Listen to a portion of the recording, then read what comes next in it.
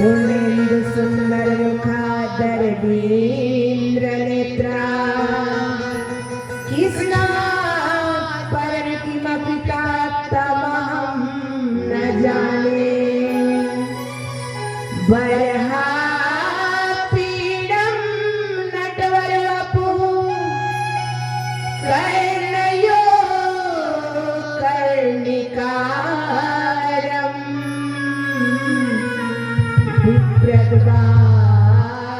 विप्रद्वासकनककपिशं वैजयन्तीं च मालम्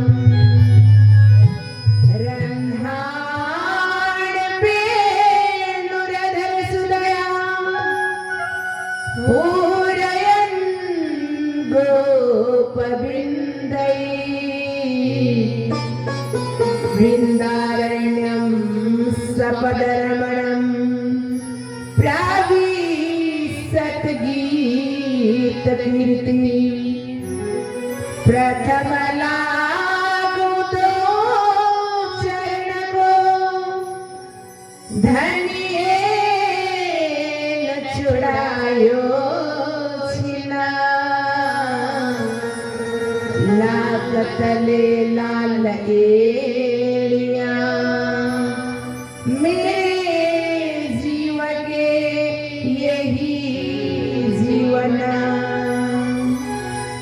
जय जय श्री राधा रमण जय जय नवला किशोर जय गोपी चित्त चोर प्रभु जय जय माखन चोर जय गोपी चित्त चोर प्रभु जय जय माखन चोर।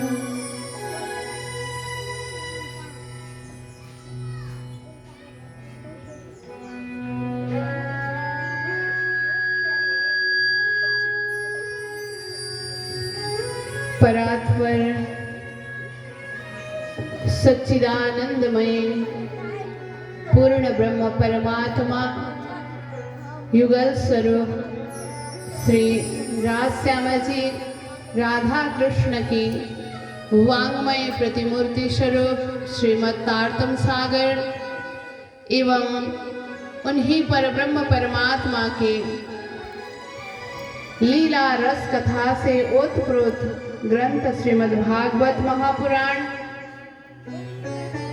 श्री कृष्ण प्रणामी शारदालय में आयोजन किया गया श्रीमद् तारतम सागर एवं श्रीमद् भागवत ज्ञान महायज्ञ में हम सबको श्रीमद् तारतम सागर की दिव्य रस में अवगाहन कराने वाले परम आदरणीय परम पूजनीय परम वंदनीय गुरुजी श्री के चरणों में प्रणाम एवं इस सुंदर दिव्य भव्य समागम में संगीत के माध्यम से हम सबको आनंदित तुलाने वाले संगीतज्ञ बहन सरिता जी, संगीतज्ञ भाई भुवन जी एवं हमें नाल में साथ देने वाले भाई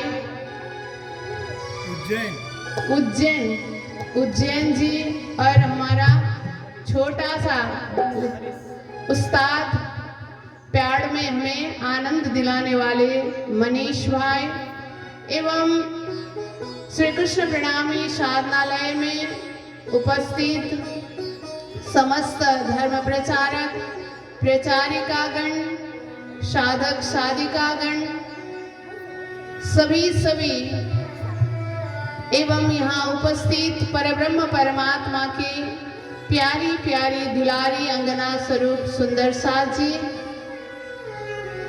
समस्त धर्म प्राण धर्म शिरोमणि भक्त वृंद आप सबके चरणों में मैं प्रेम प्रणाम अर्पण करती हूँ। प्रणाम जी।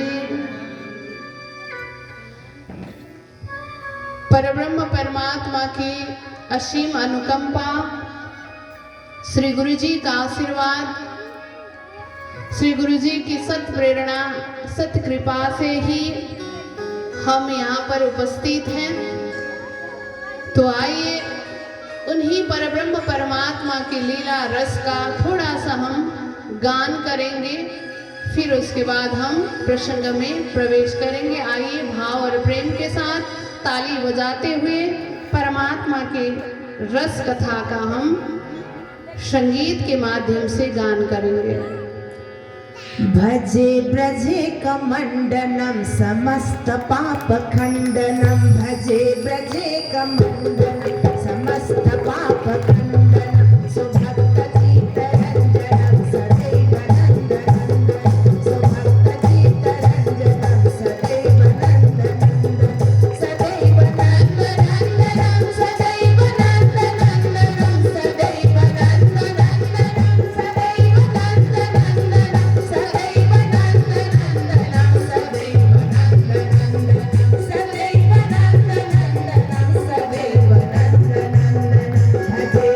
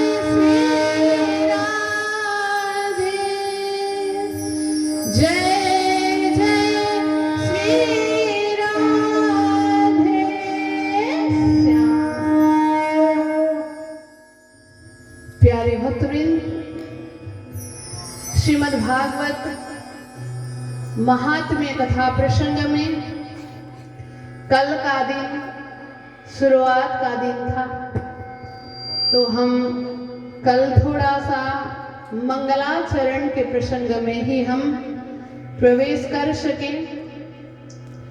श्रीमद् भागवत के महात्म्य के मंगलाचरण में ही हमें परमात्मा का परिचय मिल गया कि परमात्मा कैसे हैं, उनका रूप कैसा है, उनका स्वभाव कैसा है, उनका सामर्थ्य कैसा है और उनका नाम क्या है। तो इतना परिचय काफी है ना हमारे लिए। इतना परिचय होने के बाद तो अब हम आगे बढ़ ही सकते हैं, संबंध लगा ही सकते हैं उनके साथ। तो महात्म्य के मंगलाचरण में इतना परिचय होने के बाद फिर ये श्रीमद् भागवत का महत्व क्या है, क्यों इसको सुनना है, तो ये कहाँ से कब किसने सुनाया, क्यों सुनाया, इस प्रसंग में हमने थोड़ा सा विवेचन किया था कि शौनक आदि ऋषि महर्षियों ने जब कलियुग का आगमन देख करके, घोर कलियुग आ रहा है, तो कलियुग में लोगों की मति भी मंद होगी और भाग्य भी मंद रहेगा, तो किस तरह से लोग आनंद, शांति और सुख के साथ रह सकेंगे, इसके विषय में चिंतन करते करते फिर एक लंबा दीर्घ सत्र यज्ञ प्रारंभ किया नैमिषारण्य क्षेत्र में। तो सुबह का समय तो यज्ञ यज्ञादि में बीत जाता था ऋषि महर्षियों का। दोपहर के समय में थोड़ा सा समय रहा, तो क्या करेंगे, छलफल हुआ ऋषियों के बीच में। देखिए, हमको समय मिलता तो हम क्या करेंगे। हमारे मुख में एक शब्द आता है, बहुत ही सस्ता शब्द, क्या कर रहे हो, बोलते बस टाइम पास कर रहे हैं। हमारे पास इतना ज्यादा टाइम है, हम उसको पास कर रहे हैं। देखिए ऋषि महर्षियों का चिंतन, सुबह दोपहर तक का जो समय, मध्याह्न का समय पूरा हवन यज्ञ आदि में लगाते हैं, और जो दिन में समय बचता, एक दो ऋषि नहीं थे, 88,000 ऋषि थे, तो बीच में बैठ करके गप्पा सप्पा लगाते, वो भी टाइम पास करते नहीं। उन लोगों के पास इतना ज्यादा टाइम नहीं है जो पास करे, क्योंकि उनको चिंता है। उनका वो क्या कहते हैं, ऋषि महर्षियों का चिंतन क्या है, क्योंकि वो इस वसुधा को अपना घर समझते हैं, अपना परिवार समझते हैं। वसुधैव कुटुंबकम सर्वे भवन्तु सुखिनः सर्वे सन्तु निरामया सर्वे भद्राणि पश्यन्तु मा कश्चित् दुःख भाग् भवेत्। ऋषियों का ये विचार है, ये धारणा है, ये पूरा धरती, पूरा वसुधा हमारा घर है, हमारा परिवार है, हमारा कुटुंब है ये सब। तो यहाँ के हरेक प्राणी, हरेक जीव, सबके सब सुखी रहे, ये उनका अवधारणा। हम क्या कहते हैं, हमारा अवधारणा क्या होता है, हम कहते बस हम सुखी रहें, हमारे परिवार सुखी रहे, और परिवार से आगे हमारे कुटुंबेरी, हमारे बिरादरी, हमारे जाति के लोग सुखी रहे। उसमें भी और टाइट करते करते जाएंगे तो सब छूट जाता है। थोड़ा सा विशाल होंगे तो बस हमारा प्रांत सुखी हो, हमारा राज्य सुखी हो, इतना तक जा सकते हैं। फिर उसके बाद हमारे फुर्सत नहीं है वो सब सोचने का। उसमें भी और टाइट करते आएंगे तो बस हम सुखी रहे, हमारा परिवार में भी और टाइट करेंगे ना, तो लोगों के पास अपने वृद्ध माता पिता को सुखी रखने का गुंजाइश भी नहीं रहता है। परिवार में कितना आता है, हम दो और हमारे दो, बस इतने में सीमित हो जाते हैं। हमारा विचारधारा इतना सिकुड़ा हुआ है ना, बहुत ही सिकुड़ा हुआ, बहुत ही छोटा है। इसीलिए हमें टाइम पास करने का फुर्सत मिलता है। लेकिन ऋषियों को देखना, पूरे वसुधा, पूरे धरती, पूरा ब्रह्मांड ही सबको सर्वे भवन्तु सुखिनः, सब सुखी रहे। केवल प्राणी नहीं, केवल मनुष्य नहीं, केवल परिवार, हमारा जाति बिरादरी नहीं, मनुष्य नहीं, हर एक प्राणी, हर एक जीव, एक चींटी से लेकर के ब्रह्मा जी पर्यंत सबको सुखी रखने का चाहत, ये इच्छा, ये अवधारणा, ये विचार ऋषि महर्षियों का है। इसीलिए उनके पास जो समय बचा ना, तो क्या कहते हैं कि सुत जी महाराज के पास जाकर के हमें सुंदर दिव्य कथा सुनाइए। जो कथा कैसी हो?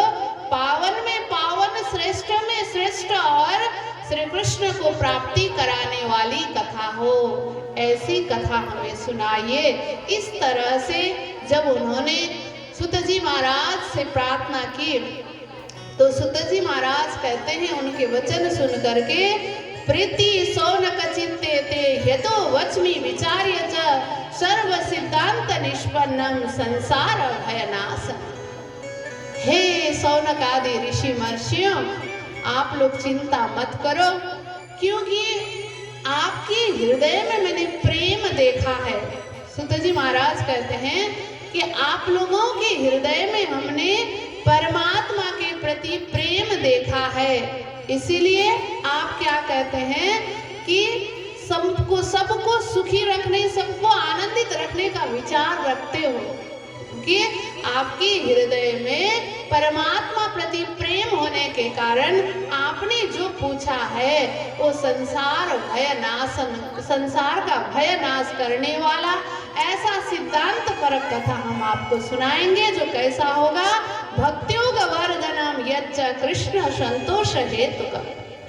भक्ति को वर्धन करने वाला होगा, भक्ति को बढ़ाने वाला होगा, और जिसको सुनने के बाद कृष्ण संतोष हेतुकम्, परब्रह्म परमात्मा श्री कृष्ण को संतोष दिलाने वाला कथा हो, ऐसी कथा हम आपको सुनाएंगे। बोलो कृष्ण कन्हैया लाल की। देखिए, सुनने के लिए भी क्या चाहिए होता है? प्रेम चाहिए होता है। सुत जी महाराज ने कहा, आप हृदय में प्रेम लेके आए हो, इसलिए हम आपको सुनाएंगे। नहीं तो कोई ठेका नहीं है कि सुनाना ही है। हृदय में प्रेम हो तभी हम सुन सकते हैं, तभी हम उसको धारण करते हैं। हृदय में प्रेम न हो तो कोई फायदा ही नहीं। तो कहते हैं भक्त्योग वर्धनम, भक्ति को बढ़ाने वाली कथा हो। क्यों सुनाएंगे ये कथा? सुत जी महाराज कहते हैं, काल व्याल मुख ग्रास त्रास निर्णास हेतवे श्रीमद् भागवतम शास्त्रम कलौ कीरेण भासितम। हे सौनकादि ऋषि महर्षियों, ये संसार ना, एक बड़ी बात कही यहाँ पर सुत जी महाराज ने। ये संसार कैसा है? संसार के पीछे एक ब्याल पड़ा हुआ है। ब्याल माने जानते हैं ना? सर्प, सांप। सबके पीछे एक सांप फड़फड़ाए खड़ा है, पीछे भगा रहा है, पीछे पीछे। जीव आगे चलता है, प्राणी आगे चलता है, पीछे पीछे वो सांप फड़फड़ा करके पीछा कर रहा है। तो उसके कारण ये संसार सब कैसा है? त्रास से एकदम ग्रसित है, भय से ग्रसित है, एकदम संसार भयानक डरवाना में पड़ा हुआ है। तो ये ब्याल कैसा ब्याल है? कौन सा सांप है ये? कैसा सांप है? तो कहते काल ब्याल। उस सांप का नाम क्या है? काल रूपी ब्याल है वो। सांप के भी कई सारे कैटेगरी होते हैं ना, करेत सांप, गोवन सांप, कितने सारे सांप होते, बहुत भयानक विशालो विशालो सर्प होते हैं। उनमें से ये कौन सा सर्प है, कौन सा सांप है? ये काल रूपी ब्याल है। ये काल रूपी ब्याल, काल रूपी जो सर्प है ना, प्रत्येक प्राणी के पीछे पड़ा हुआ है, सबको डसने के लिए तैयार है। कब मौका मिले तब हम इसको डस लेंगे। तो इसकी भय से संसार में कोई भी अछूत नहीं है, सबको ये भय है। छोटा सा एक जो चींटी है जो चल रही है, वो चींटी को भी भय है, न जाने कौन सा कब मुझे आ करके कौन शत्रु मुझे मारेगा, कब मेरा काल आएगा, वो भी एकदम त्रसित है। और उससे लेकर के मनुष्य तो है ही है, मनुष्य से ऊपर उठ करके स्वर्ग के राजा इंद्र को भी यह भय है। केवल इंद्र को नहीं, ब्रह्मा जी को भी ये भय है कब ये प्रलय होगा, फिर उसके बाद मेरा जो ब्रह्मा का जो पद है ये च्युत हो जाएगा, फिर मुझे तो कौन सा जीव बनकर के संसार में जाना पड़ेगा। यानी कि इस संसार में छोटे से छोटे जीवाणु से लेकर के ब्रह्मा जी पर्यंत इस भय से सब कोई त्रसित है, ग्रसित है, सब कोई डर रहे हैं। इसका भयानक सबको ही है संसार में, मृत्यु का भय, मरने का डर सबको है। हर कोई डरता है मरने से के कारण। देखिए ना, हम कुछ भी उपाय करते किस लिए? अभी अभी सर्दी थी तो सर्दी आई, सर्दी आने से पहले ही हम अब सर्दी आ रही है, अब क्या करें, ब्लैंकेट बड़े बड़े मोटे मोटे कहाँ हैं, कौन से कोने में सब निकालो, सुखाओ, धो धा करके रखो, नहीं है तो खरीद के नया लाओ, मोटे मोटे स्वेटर, मोजे, सब कितने सारे इंतजाम करते। क्यों किया ये सब? पूछे किसी को, अरे सर्दी से मर जाएंगे इसीलिए, सर्दी से मर न जाए इसीलिए इतना सारा इंतजाम। अब गर्मी आ रही है, अब पतले पतले कपड़े, कटन के, हल्के हल्के जो शीतल वाले हो, ऐसे कपड़े का खोज करने लगे। अब एसी ठीक ठाक है कि नहीं, 2-3 महीने से बंद है एसी, एसी ठीक करो, पंखे ठीक करो, कूलर ठीक करो। अब सारे इंतजाम किस लिए? ये सब क्यों करा रहे हैं हम? क्योंकि गर्मी से नहीं तो मर जाएंगे, बचने के लिए सारा इंतजाम करते। भूख से हम मरने लगे, जल्दी जल्दी खाने दो, खाने नहीं मिलेगा तो मर जाएंगे, बचने के लिए खा रहा है। हर एक इंतजाम जो हम कर रहे हैं किस लिए? मृत्यु के भय से। देखिए, इतना करने के बाद भी सब आज तक कोई अमर रहा? आज तक कोई अमर रहा नहीं। कितने बड़े बड़े योद्धा थे, रावण, कुंभकर्ण जैसे बड़े बड़े योद्धा हुए, सारे वीर भी सबने वीर गति को प्राप्त किया। और तो और जो जंगेज था, जिसने पूरे वसुधा को मैं मालिक बनूंगा, सारे वसुधा को मैं विजय करूंगा, मैं चक्रवर्ती बनूंगा करके, वो पूरे पश्चिम से पूर्व की ओर आया, भारत में भी उसने आक्रमण किया, कर विजय प्राप्त करते करते करते गया। अंत में जाते समय उसने क्या किया? कहते ना, जाते जाते उसे जब गुजरात आया तो गुजरात के राजा के पास, राजा ने उसको खातिरदारी की, भोजन के लिए न्योता दिया। जब भोजन में बैठा तो राजा ने क्या कर दिया, अपने आप सामने में तो बड़े बड़े मिष्टान्न पकवान मंगाया, और उसके सिकंदर बादशाह के सामने में तो क्या मंगवाया, सोना चांदी हीरे मोती की थाली कटोरी सजा के दिया। पूछा उसने, अरे मेरे क्या कर रहे हो, खुद के सामने तो इतना बढ़िया बढ़िया भोजन पकवान है और मेरे सामने में क्या दे रहे हो? तो उस समय राजा ने कहा कि अरे आप तो पूरे धरती को विजय प्राप्त करने के लिए निकले हो, इतना सब करने के बाद भी हम एक छोटा सा प्रांत का राजा जैसा ही भोजन करते हो, आपको भी अनाज ही चाहिए, आपको भी साग सब्जी दाल रोटी ही चाहिए, तो फर्क क्या रहा? तो उसकी खोपड़ी घूम गई। तो अंत में उसने अनाउंसमेंट किया कि जब मैं मरूंगा, जब मैं इस धरती को छोड़ करके जाऊंगा, तो जाते समय जब मेरा लाश निकालेंगे, मेरा जो सब यात्रा निकलेगा, तब एक काम करना कि सारे शरीर को तो मेरे कफन में बांध देना, लेकिन दोनों हाथ नहीं बांधना, खुला छोड़ देना, ताकि मैं संदेश दे सकूं सारे दुनिया को कि इतना सारा विजय करने के बाद भी मैंने कुछ भी नहीं ले गया, मैं खाली हाथ चला गया। बोलो कृष्ण कन्हैया लाल की जय। तो देखिए, मरने का भय सब किसी को है, सब कोई को है मरने का भय। इसीलिए तो कहते हैं, प्राणनाथ जी महाप्रभु क्या कहते हैं, ये बड़ा अचम्म का बात है ना, संसार में लोगों को आज जन्म होता है, आज तो विज्ञान ने इतनी सुविधा दी, जब चाहो समय होने के बाद पहले की माओ को तो प्रसूति का पीड़ा सहन करना पड़ता था। नेचुरल जब प्रकृति जब देगी तब बच्चा पैदा करते थे। अभी नहीं, कौन सी घड़ी, कौन सी तिथि, कौन से पला अच्छा है वो साहित्य देख करके बच्चा पैदा करवाते है ना। अपने हाथ में अपने बस में कराते हैं, लेकिन इतना सब कुछ करने के बाद भी विज्ञान के पास ये सुविधा नहीं आया कि कब मरेगा, मरने का पल घड़ी तिथि कब है कोई नहीं जान पाता है। इसीलिए कहते हैं ना, महाठगिनी यह श्वास है कि हर पल आवे जाए, महाठगिनी ये श्वास है हर पल आवे जाए, रुक जाए कहाँ कब कोई जान न पाए, कोई जान न पाए। बोलो कृष्ण कन्हैया लाल की जय। कब जाएगी ये श्वास, कब रुक जाएगी कोई नहीं जान पाता। अक्सर तो आती जाती रहती है, तो ये भ्रम पैदा कर देती है। सबको यही लगता है कि जाने के बाद फिर आ जाएगी। यही होता जा रहा है ना, 80 साल तक, 90 साल तक, 100 साल तक, 50 साल तक ये तो अनवरत आती जाती रहती है। तो हम सबको ये भ्रम पैदा होता है तो बाहर गई तो आएगी आएगी, लेकिन कब बाहर जाके रुक जाएगी ये किसी को पता नहीं चलता है।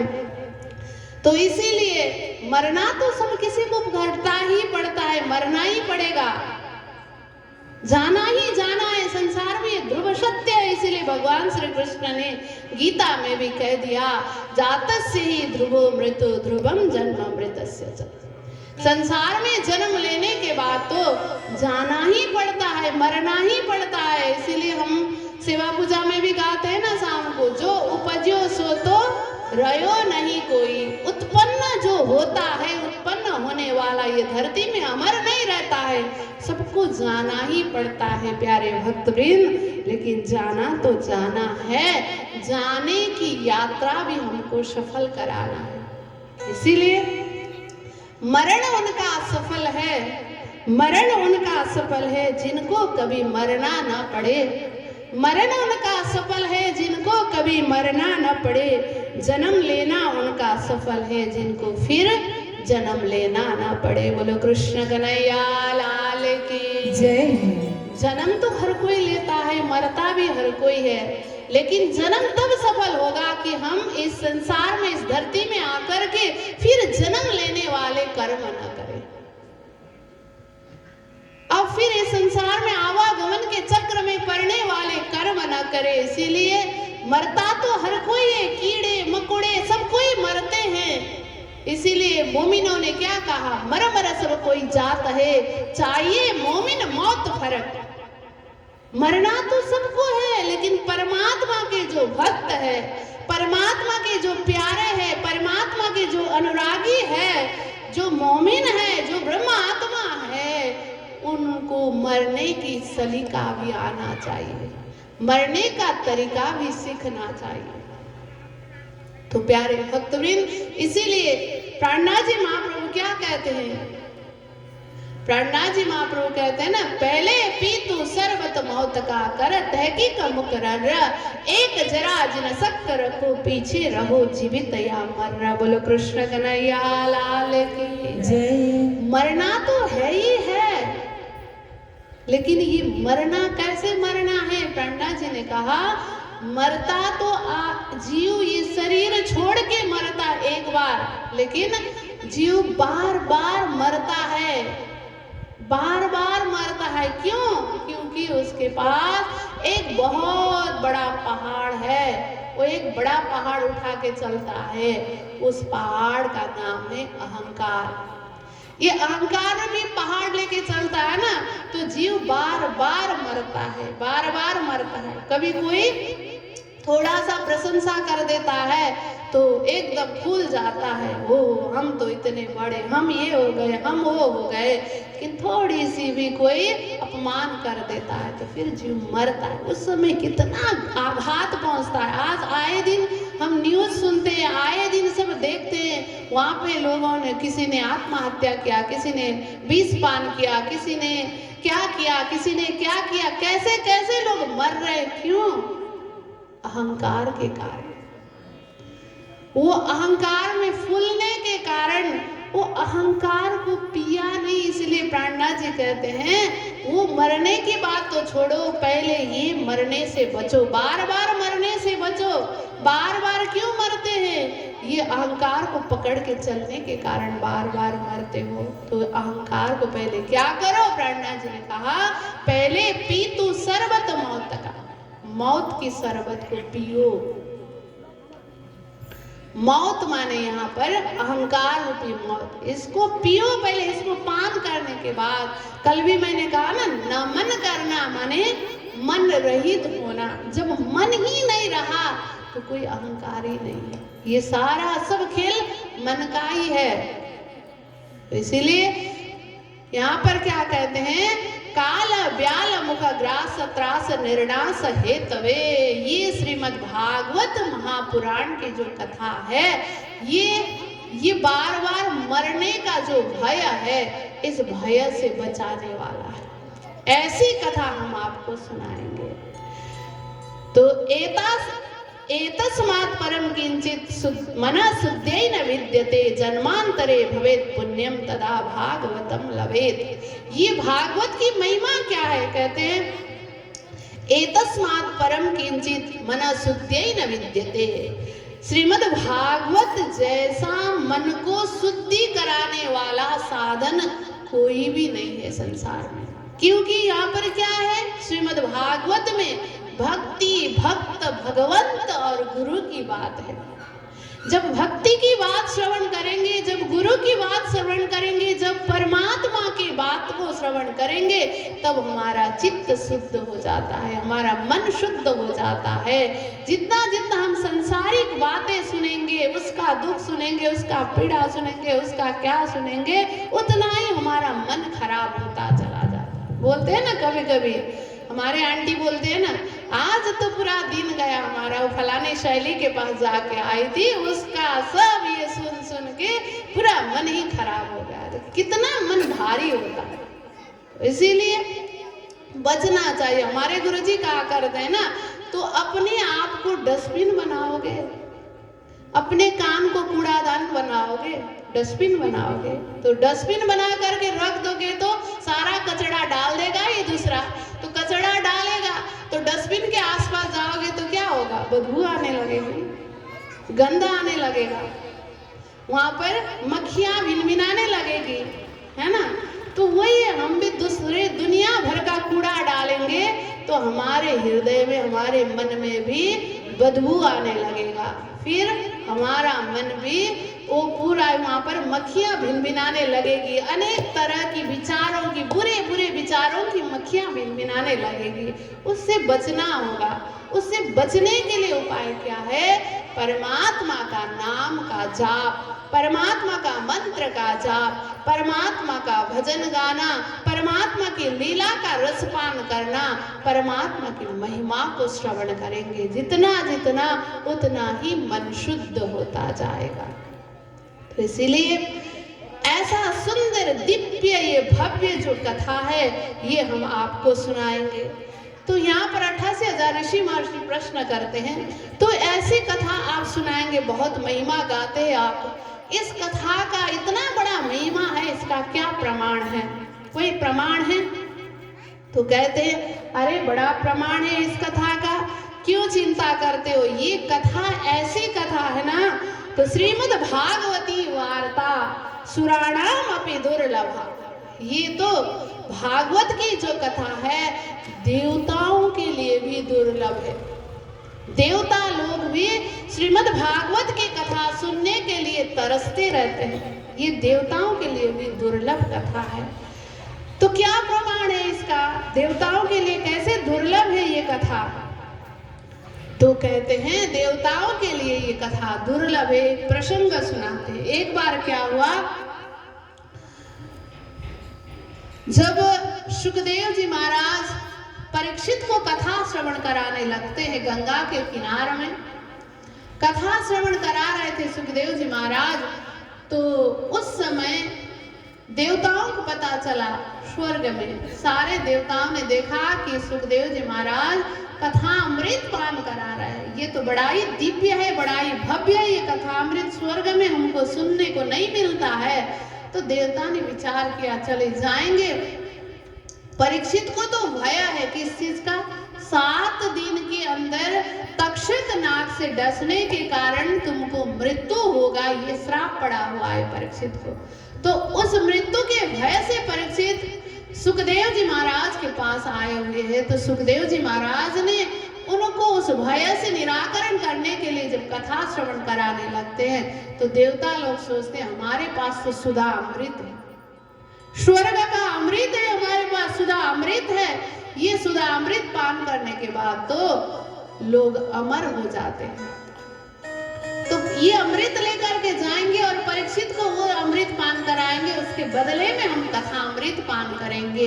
ये सलाह करके देवता लोग आते हैं परीक्षित के पास, सुखदेव जी के पास, और सुखदेव जी से आकर के कहते हैं कि आप एक काम करिए, हम आपको ये सुधामृत देते हैं, ये सुधामृत आप परीक्षित को पान कराइए और हमें ये कथामृत पान कराइए। तो जब ये बात सुनी सुखदेव जी महाराज ने बहुत फटकारा, देवता लोगों को बहुत गाली दिए। क्या कहते हैं? अरे तुम लोग कैसे मूर्ख हो, तुम लोग मेरे साथ विनिमय करने आए हो, व्यापार करने आए हो। एवं विनिमय जाते सुधा राज्य प्रपियताम प्रपस्यामो वयम सर्वे श्रीमद् भागवतामृतम। जब ऐसी बात हुई तो सुखदेव जी महाराज ने डांटा और कहते हैं तुम लोगों की बुद्धि में आग लगी हुई है। क्या हुआ है? तुम लोग व्यापार करने आए हो, मेरे साथ विनिमय करने आए हो, वो भी क्या लेकर के? व्यापार जब भाई कोई करता है, विनिमय करता है, तो एक व्यापारी 10 रुपया लेता है तो 8 रुपया का सामान देता है, तब ना उसको व्यापार में लाभ मिलेगा। वो 10 रुपया लेगा और 20 रुपया का सामान देगा तो व्यापार डूब जाएगा ना उसका। एक तो ये व्यापार करने की बात नहीं है, तुम लोग व्यापार करने आए हो मेरे साथ, वो भी कैसे व्यापार करने आए हो, कैसे विनिमय करने आए हो। उस समय पूर्व काल में, पुराने जमाने में तो कोई रुपया पैसा तो होता नहीं था, वस्तु के साथ विनिमय होता था ना। हमारे दादी परदादी के जमाने में भी ऐसा ही होता था। एक गांव से दूसरे गांव में, एक परिवार से दूसरे परिवार में कोई अनाज उगाता है तो अनाज के साथ हर चीज विनिमय करता था। तो ऐसे ही तुम लोग विनिमय करने आए मेरे साथ, वो भी क्या लेके? क्या कहते सुखदेव जी महाराज? क्व सुधा क्व कथा लोके क्व काच क्व मणिर महान प्रपस्यामो वयम सर्वे श्रीमद् भागवतामृतम। अरे मूर्ख देवता लोग, तुम लोग कहाँ मणि के टुकड़ा को साटने के लिए, विनिमय करने के लिए कांच का टुकड़ा लेकर के आए? कोई मूर्ख होगा मणि के साथ कांच का विनिमय करेगा? कहाँ ये कथामृत मणि है, दिव्य मणि, दिव्य रत्न है। इस रत्न के साथ तुम लोग वो सुधा अमृत जो है वो तो कांच के टुकड़ा बराबर का है, कैसे विनिमय होगा? बहुत डांट दिया, बहुत फटकार दिया। देखिए ये सुधामृत जो है ना, जो स्वर्ग से अमृत लेकर के आए ना देवता लोग, ये भी कोई साधारण अमृत नहीं है। इस अमृत के लिए भगवान ने एक ही बार 4 अवतार धारण किया। बोलो कृष्ण कन्हैया लाल की। समुद्र मंथन करना पड़ा। समुद्र मंथन करने के बाद ये अमृत उत्पन्न हुआ। इस अमृत के लिए भगवान ने कच्छप अवतार धारण किया। इस अमृत को निकालने के लिए भगवान ने मोहिनी अवतार धारण किया। 4 ऐसे अवतार धारण करके जो अमृत लाया, और वो अमृत के लिए क्या कह दिया? ये कांच का टुकड़ा है। तो जब ये बात हुई ना, तुम लोग क्या कहते? अभक्तांस्तांस विज्ञाय न ददौ स कथामृतम श्रीमद् भागवती वार्ता सुराणाम अपि दुर्लभा। ये तुम लोग तो अभक्त हो। अगर तुम लोग भक्त होकर के आते, दिल में भाव लेकर के आते, प्रेम लेकर के आते, तो मैं तुमको जरूर कथा सुनाता। तुम भक्त होकर के नहीं आए, अभक्त होकर के आए। देखना ये बात आज भी दुनिया संसार में यही होड़बाजी चली हुई है, यही प्रतिस्पर्धा चला हुआ है कि फलना भागवत करा रहा है तो इतना दे रहा है, दूसरा भागवत करा तो हम इतना देंगे। ये होड़बाजी चलता है, इसमें भागवत का फल नहीं मिलता। कह दिया है सुखदेव जी महाराज ने, अभक्तास्तांस विज्ञाय।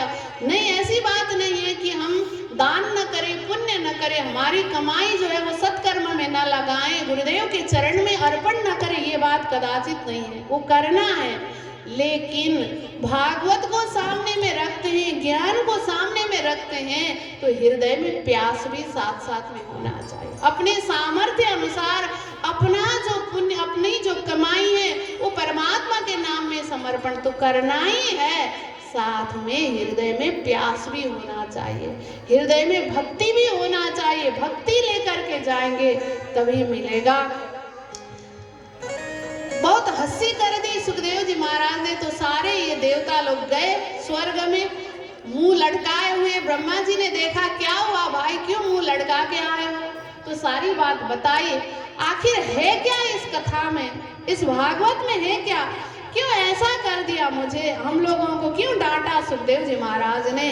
तब ब्रह्मा जी ने कहा, चलो एक तराजू ले आए, और तराजू ले आकर के सारे जितने भी भक्ति के साधन, मुक्ति का जितना भी साधन है, सब एक पलड़े में रखा, और श्रीमद् भागवत को एक पलड़े में रखा।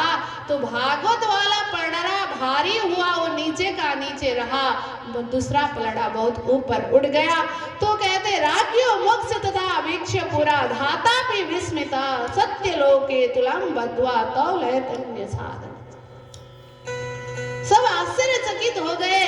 लघु निन्यानी जातानी गौरवेण इदम महत, इसलिए श्रीमद् भागवत ये गौरव प्राप्त किया है, ये गौरवपूर्ण कथा है। इस भागवत की कथा को सुन करके तुरंत ही परीक्षित को विमान आया, और देखते देखते विमान लेकर के देवलोक चला गया। सारे देवता सब विस्मित हो गए। तो ऐसी जो कथा है, ये कथा हम आपको सुनाएंगे। बोलो कृष्ण कन्हैया लाल की जय। तो ऐसी दिव्य कथा, ऐसी भव्य कथा, जिस कथा को सुन करके हम क्या होंगे, मृत्यु को जीत पाएंगे। जो परीक्षित ने जीत लिया, परीक्षित को कोई भय नहीं रहा कथा सुनने के बाद, अब मैं मरूंगा, कब मरूंगा, कब आके तक्षक मुझे डसेगा, ये भय नहीं था। परीक्षित तो कथा सुनते सुनते सुनते सुनते परमात्मा के रस कथा में इतना ओतप्रोत हो गए थे परीक्षित, वो तो अपने आप समाधि लगा करके परमात्मा के साथ एकाकार हो करके बैठे। तब आकर के तक्षक ने डस करके अपना श्राप का जो कर्तव्य था वो पूरा किया। तो प्यारे भक्तवृंद, कहने का तात्पर्य यह है, हम भी इसी भय से जूझ रहे हैं, हमें भी डर है मृत्यु का, लेकिन मरना तो सबको ही है, मरना ही पड़ेगा। लेकिन मरण कब सुधरेगा? ने कहा ना, मरना जब यहाँ मरेंगे तब हम ब्रह्म धाम में उठ पाएंगे, अपने परातम में उठ पाएंगे, अपने परमात्मा के धाम में उठ पाएंगे। शरीर तो छोड़ना ही है, तो रो रो करके क्यों छोड़ना? निश्चित बात है, तो हंसते हंसते छोड़ना चाहिए हमें शरीर को, खुश होकर के, ये खुशी के साथ कि जैसे हम देखिए कहीं घूमने जाते हैं, तीर्थ यात्रा करने जाते हैं, 15 दिन महीने दिन के बाद पूरा अड़प तड़प होते हुए जब हम अपने घर वापस आते हैं तो कितनी खुशी खुशी आते हैं, कितना मन हल्का होता है। अब 2 दिन बाकी रहा, अरे चलो कोई बात नहीं, अब सारे नाश्ता खत्म हुआ तो भी कोई बात नहीं, 2 दिन में तो पहुंच ही जाएंगे घर। कितना खुश होता है मन, देखिए तो कितने, क्यों घर जा रहे हैं, अपने घर वापस जा रहे हैं। प्यारे भक्तवृंद, ये दुनिया, ये संसार भी एक यात्रा करने के लिए आए हम, यहाँ से हमें अपने घर वापस जाना है। तो अपने घर वापस जाना, मन क्यों भारी बनाना, खुश होकर के जाना चाहिए। लेकिन खुश होकर के जाने के लिए घर का अता पता भी तो पता होना चाहिए। घर का पता ही नहीं, ठिकाना ही नहीं, पहले बार घर छोड़ के बाहर निकले, कहाँ से जाएं, कैसे जाएं, पता ही नहीं मेरा घर कहाँ है, ये याद ही नहीं है, तो फिर कैसे जाएंगे? ये हमारा कर्तव्य है। श्रीमद् भागवत के माध्यम से, इन कथाओं के माध्यम से हम अपने घर को पहचानें, अपने घर के मालिक को पहचाने और अपना घर का जो रास्ता है वो तय कर सकते हैं।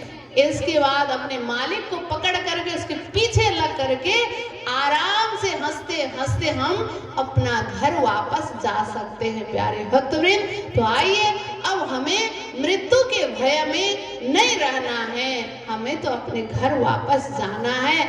ऐसे चिंतन लेकर के हमें आगे बढ़ाने वाला ये कथा है। तो आइए अपने मालिक की पहचान हमें अब होने लगी है। कल से हमने अपने मालिक का पहचान करना प्रारंभ किया है।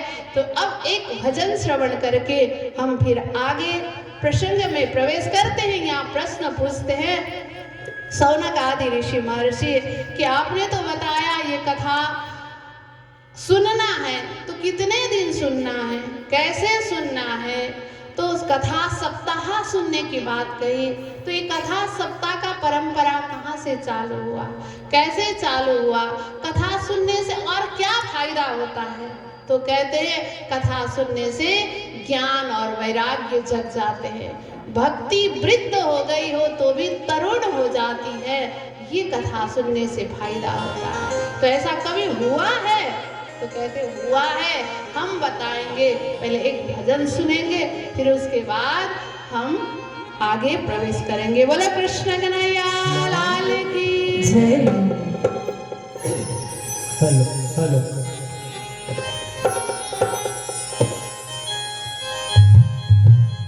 मेरे कान्हा तेरे दरबार में जो आते हैं, झोलियां भरते हैं खाली नहीं हो जाते हैं, झोलियां भरते हैं खाली नहीं हो जाते हैं। मेरे कान्हा तेरे दरबार में जो आते हैं, मेरे कान्हा तेरे दरबार में जो आते हैं, झोलियां भरते हैं खाली नहीं हो जाते हैं, झोलियां भरते हैं खाली नहीं हो जाते हैं, झोलियां भरते हैं खाली नहीं जाते हैं।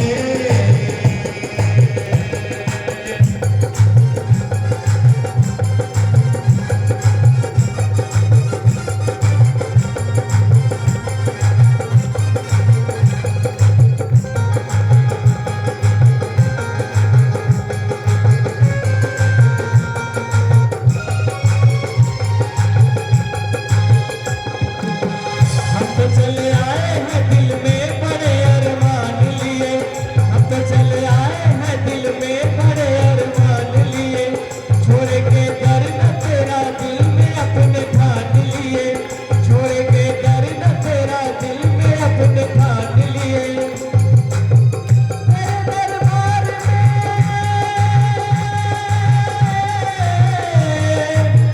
तेरे दरबार में जो आके सर झुकाते हैं, तेरे दरबार में जो आके सर झुकाते हैं, और झोलियां भरते हैं खाली नहीं हो जाते हैं, झोलियां भरते हैं खाली नहीं हो जाते हैं।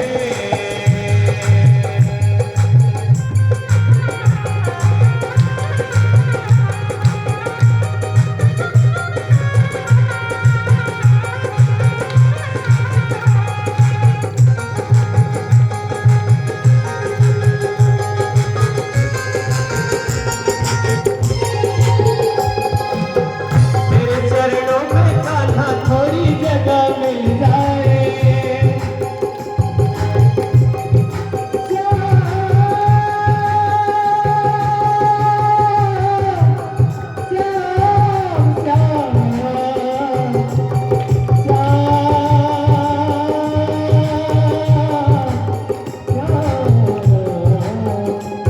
कहते हैं तू निर्बल का बल, तू निर्बल का बल और बेबस का साथ है तू निर्बल का बल और बेबस का साथ है तू, सारी दुनिया के नाथों का नाथ है तू, सारी दुनिया के नाथों का नाथ है तू।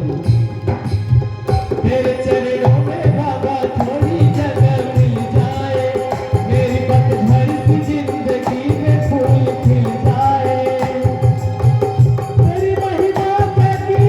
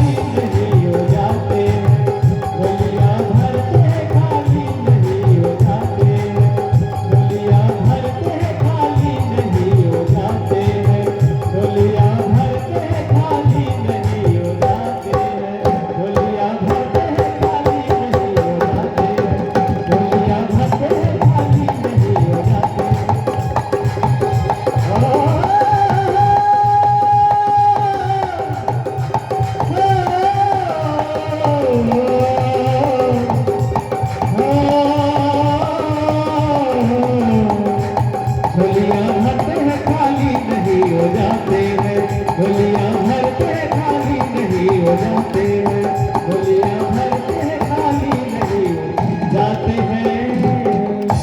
बोलो बोलो बाके बिहारी लाल की जय। तो प्यारे भक्तवृंद, जो दरबार में जाते हैं खाली कोई नहीं आते, सबको झोलियां भर भर के मिलेगा, जो चाहिए वही मिलेगा, लेकिन मांगते समय थोड़ा सा होशियारी अपनाना। आगे ध्रुव जी के प्रसंग में हम श्रवण करेंगे। ध्रुव जी कहते हैं जब परमात्मा मिले तो परमात्मा ने उनको 36,000 वर्ष तक राज्य करने का वरदान दिया। तो ध्रुव जी कहते हैं, अरे प्रभु, मैं तो कल्प वृक्ष के नीचे बैठ करके धतुरा पूछता रहा, कहाँ आप मिले मुझे, और आपके धाम आपके साथ सीधे सीधे चलना चाहिए था मुझे। अब मैं फिर संसार में जाकर के राज्य भोगूं? कल्प वृक्ष के नीचे बैठ करके धतुरा का पूजा होना होगा हमारा भी। परमात्मा के सामने बैठे और मांगना परम पद, परमात्मा की प्राप्ति, अपना धाम, अपना परातम में उठना है हमको। संसार के ही धन संपत्ति ये सब मांग करके रहेंगे तो हम भी धतुरे पूजने वाले के नंबर में आ जाएंगे। बोलो कृष्ण कन्हैया लाल की जय। तो प्यारे भक्तवृंद, आइए अब प्रसंग में हम चलते हैं। तो अब कथा सुनाएंगे सुत जी महाराज। एकदा ही विशालायम चत्वारो ऋषयो मला सत्संगार्थम समायात ददृशुस्तत्र नारद। एक दिन शनकादिक, 4 शनकादिक, जो ब्रह्मा जी के मानसिक पुत्र है, शनक, सनंदन, सनातन और सनत कुमार, ये 4 शनकादिक सत्संग करने की इच्छा से मृत्युलोक में पधारे।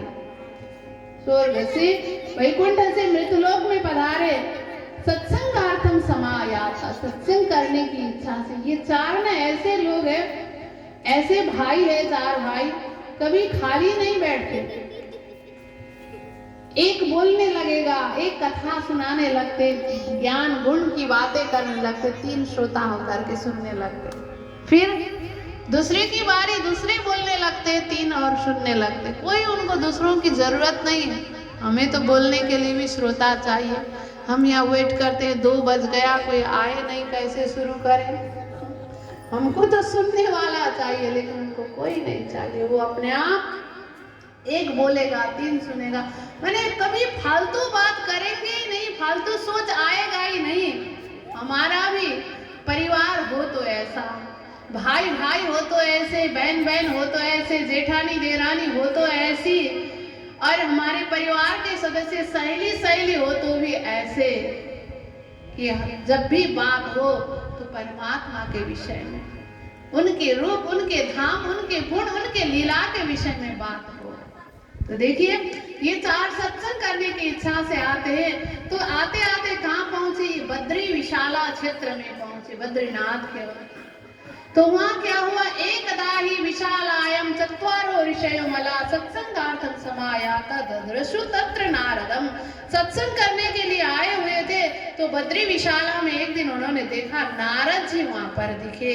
तो कैसे थे नारद जी? बहुत हड़बड़ाए हुए थे, बहुत डरे हुए थे, एकदम जल्दी जल्दी में थे। तो ऐसे नारद जी को देख करके आश्चर्यचकित हो गए 4 शनकाधिकारी। ये तो साधु है, ये तो संत है, इसको किस चीज का भय है, किस चीज का डर है, जल्दीबाजी किसकी लगी हुई है इसके?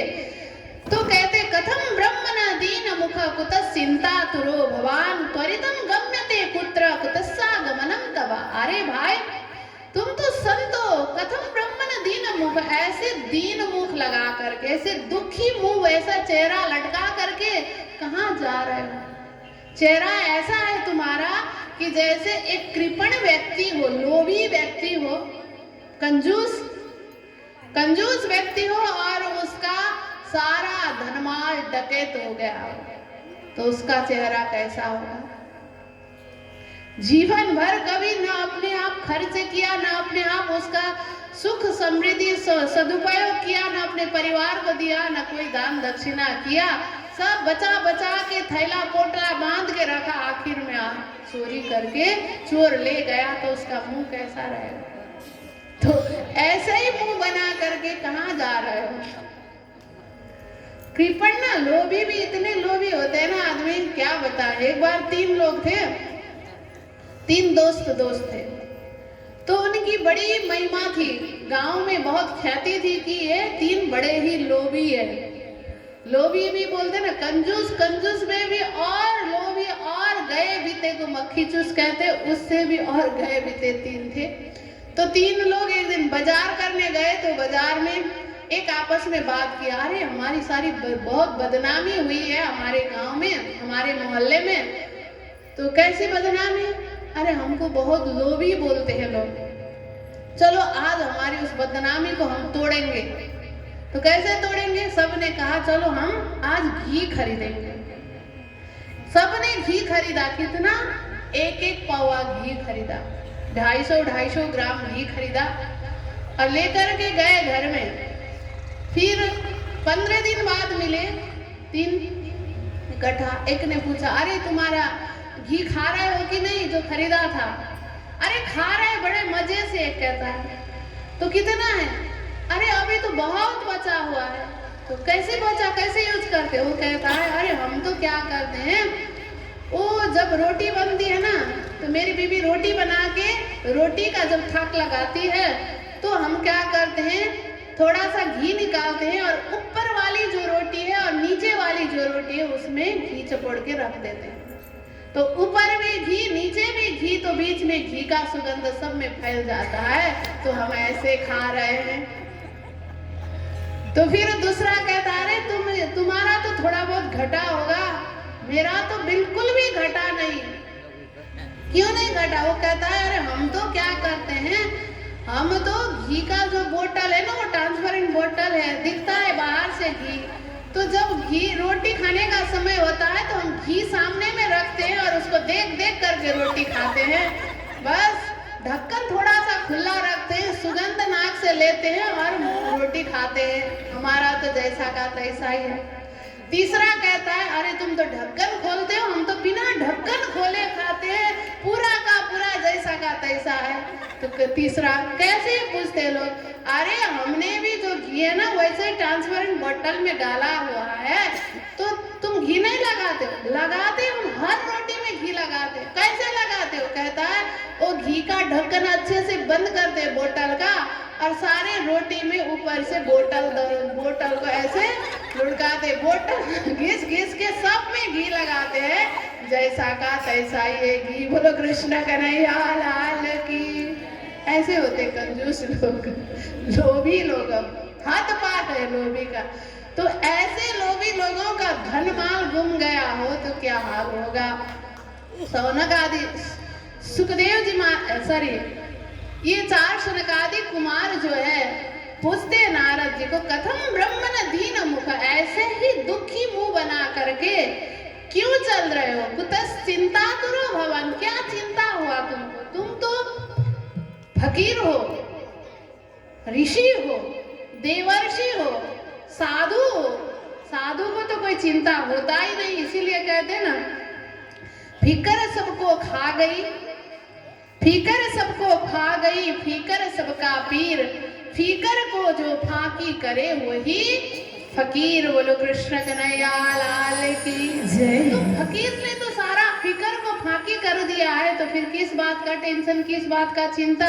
क्यों ऐसे मुंह बनाए हो? अरे त्वरितम गम्यते कुत्र, से जल्दी जल्दी कहाँ भागे जा रहे हो और कहाँ से आ रहे हो? एक साथ इतने प्रश्न पूछते हैं। तो नारद जी कहते हैं, अरे भाई साहब मैं क्या बताऊं। नारद जी तो छोटे भाई है ना, ये भी ब्रह्मा जी के ही मानसिक पुत्र है। तो नारद जी कहते हैं, अहम तो पृथ्वी में यातो ज्ञात्वा सर्वोत्तम इति पुष्करम च प्रयागम च काशीम गोदावरीम तथा। मैं भी इस संसार में ये पृथ्वी जो है ना, पृथ्वी लोग बड़ा ही भजन भक्ति करने का लायक है, यहाँ पे बड़ी बड़ी भक्ति हो जाएगी, ये सुन करके मैं पृथ्वी में आया था। कहाँ कहाँ गया मैं? कहते पुष्करम च प्रयागम च काशी गोदावरीम तथा हरिक्षेत्रम कुरुक्षेत्रम श्रीरंगम सेतु वंदनम एवं आदिषु तीर्थेषु भ्रमण इतस्ततः। सारे तीर्थ में मैंने भ्रमण किया, काशी गया, गोदावरी गया, पुष्कर गया, प्रयाग गया, हरिक्षेत्र गया, कुरुक्षेत्र गया, श्रीरंगम सेतु बन रामे तीर्थ में मैं गया, लेकिन वहां पर कहीं भी मन को शांति नहीं मिला। वहां क्या देखा? सत्यम नास्ति तपः शौच दया दानम न विद्यते उदरम भरणो जीवा वार का कुट भाषिणा। सारी जगह गया मैं, कहीं भक्ति नहीं मिली मुझे, कहीं सच्चाई नहीं मिला। गया साधु संत समाज में, मैं वहां पे भक्ति होगी, वहां पे भजन होगा, वहां पे सत्संग होगा करके गया तो उल्टा ही उल्टा देखा। वहां घुमा मैं तीर्थ क्षेत्र में, बहुत जोर शोर शराबा हो रहा था। तो मैंने पूछा ये हल्ला कहाँ से आ रहा है? तो मुझे बताई दिया कि हल्ला मौनी बाबा के आश्रम से हो रहा है। अब चल, बाबा मौन बैठे और उनके ही आश्रम से इतना ज्यादा हल्ला, ये कैसे हो? फिर दूसरी जगह गया, बहुत सारे बच्चे हल्ला कर रहे थे, बहुत बच्चे खेल रहे थे। मैंने पूछा ये बच्चे किसके? तो बताया ये बच्चे ब्रह्मचारी जी के हैं। बोलो कृष्ण कन्हैया लाल की। बड़ा उटपटांग है, इतने बड़े बड़े महल थे, इतना बड़ा बड़ा बिल्डिंग था। तो ये किसका है ये बिल्डिंग? मैंने पूछा तो कहते त्यागी बाबा का। बाबा त्यागी और बड़े बड़े महल इमारतें बनाए हुए हैं। तो ये हाल है तीर्थ क्षेत्र का। सब केवल उदर भरिणो जीवा, पेट पालन के लिए सब अर्थ कर रहे हैं, ये सब कार्य कर रहे हैं। सब ऐसा दिखा, मुझे सच्चाई कहीं नहीं दिखा। तो मैंने सोचा चलो तीर्थ में तो कहीं ऐसी शांति नहीं है, तप नहीं है, दया नहीं है, धर्म नहीं है। तो मैंने सोचा चलो गृहस्थियों के पास जाएं। तो वहां गया तो मैंने क्या देखा? तरुणी प्रभुता गेहे श्यालको बुद्धिदायक कन्या विक्रयणो लोभा दंपति नाम चकलकना। वहां तो और बड़ा विचित्र देखा। तरुणी प्रभुता गेहे, घर में घर की जो घरवाली है, घर का सारा बागडोर उसके पास है। तो फिर मैंने सोचा उसमें भी कोई गलत नहीं है, जो सामर्थ्य है वही घर चला सकता है, चाहे उसमें स्त्री हो चाहे पुरुष हो, कोई फर्क नहीं पड़ता है। तो फिर मैंने देखा तो वहां पर कोई भी सल्ला मशविरा हो ना घर में, तो घर के भाई एक आपस में बैठ करके सल्ला मशविरा नहीं करते हैं। वहां तो सल्ला मशविरा करना हो तो ससुराले से साले साहब को बुलाया जाता है। अब जब ससुराल से 2 दिन लगा करके साले साहब आते, घर में सल्ला मशविरा होता है, घर के ही बगल में बैठे भाइयों को तो कोई पता ही नहीं। अब ऐसे ही भाइयों का मुंह खुलेगा, और भाई की जो पत्नियां हैं, भाभी है, जो बहू है, वो सब तो बोलने लगी है ना, खूब भाई करते हो, और तुम्हारा भाई तो कुछ भी भनक भी नहीं देता है।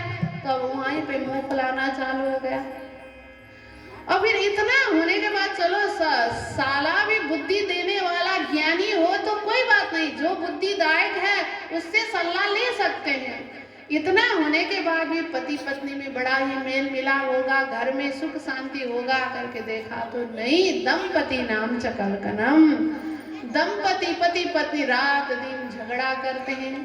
कन्या विक्रयणो लोभात, लड़के लड़की को तो जैसे हाट बाजार में पशु को बेचते हैं ना, ऐसे ही लड़का लड़की का किनबेच चल रहा है। विवाह के नाम पर, संबंध लगाने के नाम पर हम अपने लड़का को लेके आएंगे तो कितना दोगे? किनबेच हो रहा है, क्रय विक्रय चल रहा है। भेड़ बकरी का बेच विखान जैसा ही लड़का लड़की का बेच विखान हो रहा है। संबंध लग रहा है। संबंध लगने का अर्थ क्या होता है? समधी बोलते हैं ना, समधी समधन बोलते हैं। तो समधी का अर्थ क्या है? समाधि वाला। सम माने बराबर, धी माने बुद्धि। हमारी बुद्धि और सामने वाला की बुद्धि बराबर हो ना तो समधी होगा।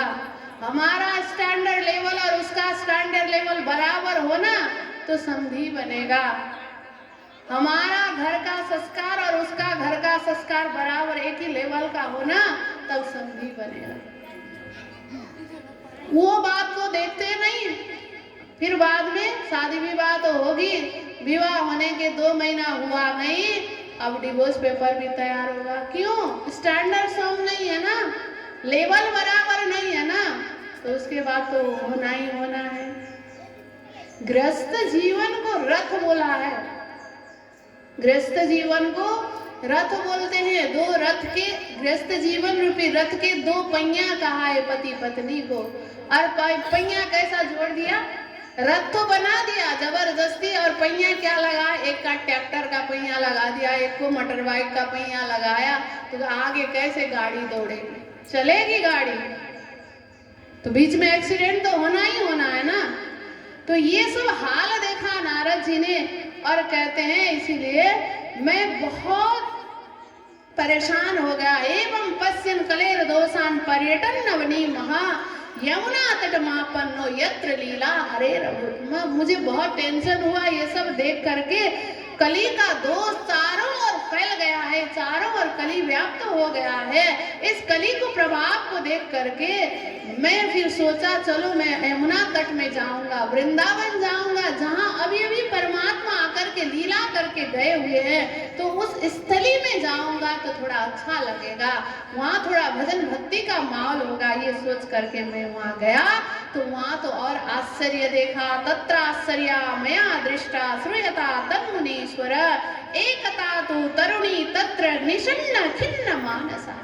वहां तो और एक आश्चर्य क्या देखा मैंने, यमुना के किनारे में एक तरुण स्त्री है और उसके आसपास में 100 करोड़ और स्त्रियां हैं। कोई पंखा झल रही है, कोई पसीना पोंछ रही है, कोई पानी पिला रही है। स्त्री बहुत दिव्य दिखती है दिखने में, लेकिन वो तरुण स्त्री के गोद में 2 वृद्ध बालक सोए हुए हैं और वो 2 वृद्ध बालक पड़े हुए हैं। और उनको देख करके मैं आश्चर्यचकित हुआ।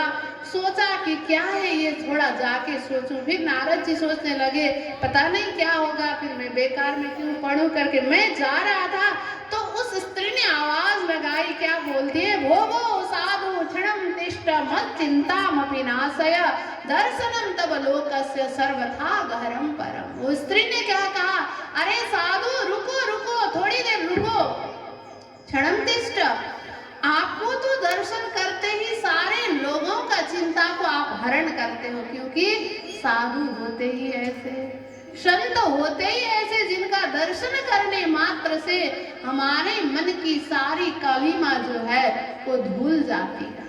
उनके तप के प्रभाव से, उनके जप के प्रभाव से, उनके साधना के प्रभाव से हमारा कलेजा ठंडा हो जाता है उनके दर्शन मात्र से। तो इसीलिए कहती है कि आप तो ऐसे महान साधु हो, तो आप थोड़ी देर रुको, मेरी चिंता को भी आप दूर करो। तो फिर मैं गया, मैंने पूछा कौन हो तुम, काशीत्वम कायमो चेमा नार्य कहा पद्मलोचना। हे पद्मलोचनी, ये नारी कौन है, तुम कौन हो, क्यों इस तरह से रो रही है। तो वो कहती है अहम भक्ति रीति ख्याता इमो में तनयो मतो ज्ञान वैराग्य नामानो काल योगे न जल जरो। हे नारद जी, हे ऋषि, हे साधु, मेरा नाम भक्ति है। ये 2 मेरे बालक, मेरे बेटा है, मेरे पुत्र है, ज्ञान और वैराग्य इनका नाम है। और ये सारी जो मेरी सेवा में खड़ी है सारी स्त्रियां, ये सब गंगा, कावेरी, जमुना, सरस्वती, ये सारी तीर्थ नदियां हैं। ये मुक्ति जो है मेरी दासी होकर के यहाँ खड़ी हुई है, सबके सब भक्ति के दासी होकर के सब सेवा कर रहे, सारे तीर्थ, सारी नदियां, मुक्ति भी दासी होकर के आई है, फिर भी वो दुखी है। तो नारद जी पूछते हैं तो आप इतने तरुण हो और आपका पूरा परिचय दो ना। तो वो कहती है उत्पन्ना द्रविड़े साहम वृद्धि कर्नाटके गता क्वचित क्वचित महाराष्ट्रे गुर्जरे जीर्ण ग्राम गता। मेरा जन्म द्रविड़ देश में हुआ और मैं थोड़ी सी पली बड़ी कहाँ जा करके कर्नाटक गई तो थोड़ी सी बड़ी हो गई मैं। फिर कुचिन महाराष्ट्र, थोड़ा सा महाराष्ट्र पहुंची थी, थोड़ा और बड़ी, और जब गुजरात पहुंची तो फिर मैं भी जीर्ण शीर्ण हो गई, शरीर एकदम दुबली पतली हो गई हूँ मैं भी, ऐसा हुआ। तो पर यहाँ पर कहते हैं इसका मतलब क्या है प्यारे भक्तवृंद, भक्ति जो माता है, भक्ति है, भक्ति का उत्पत्ति स्थान कहाँ है, द्रविड़ देश।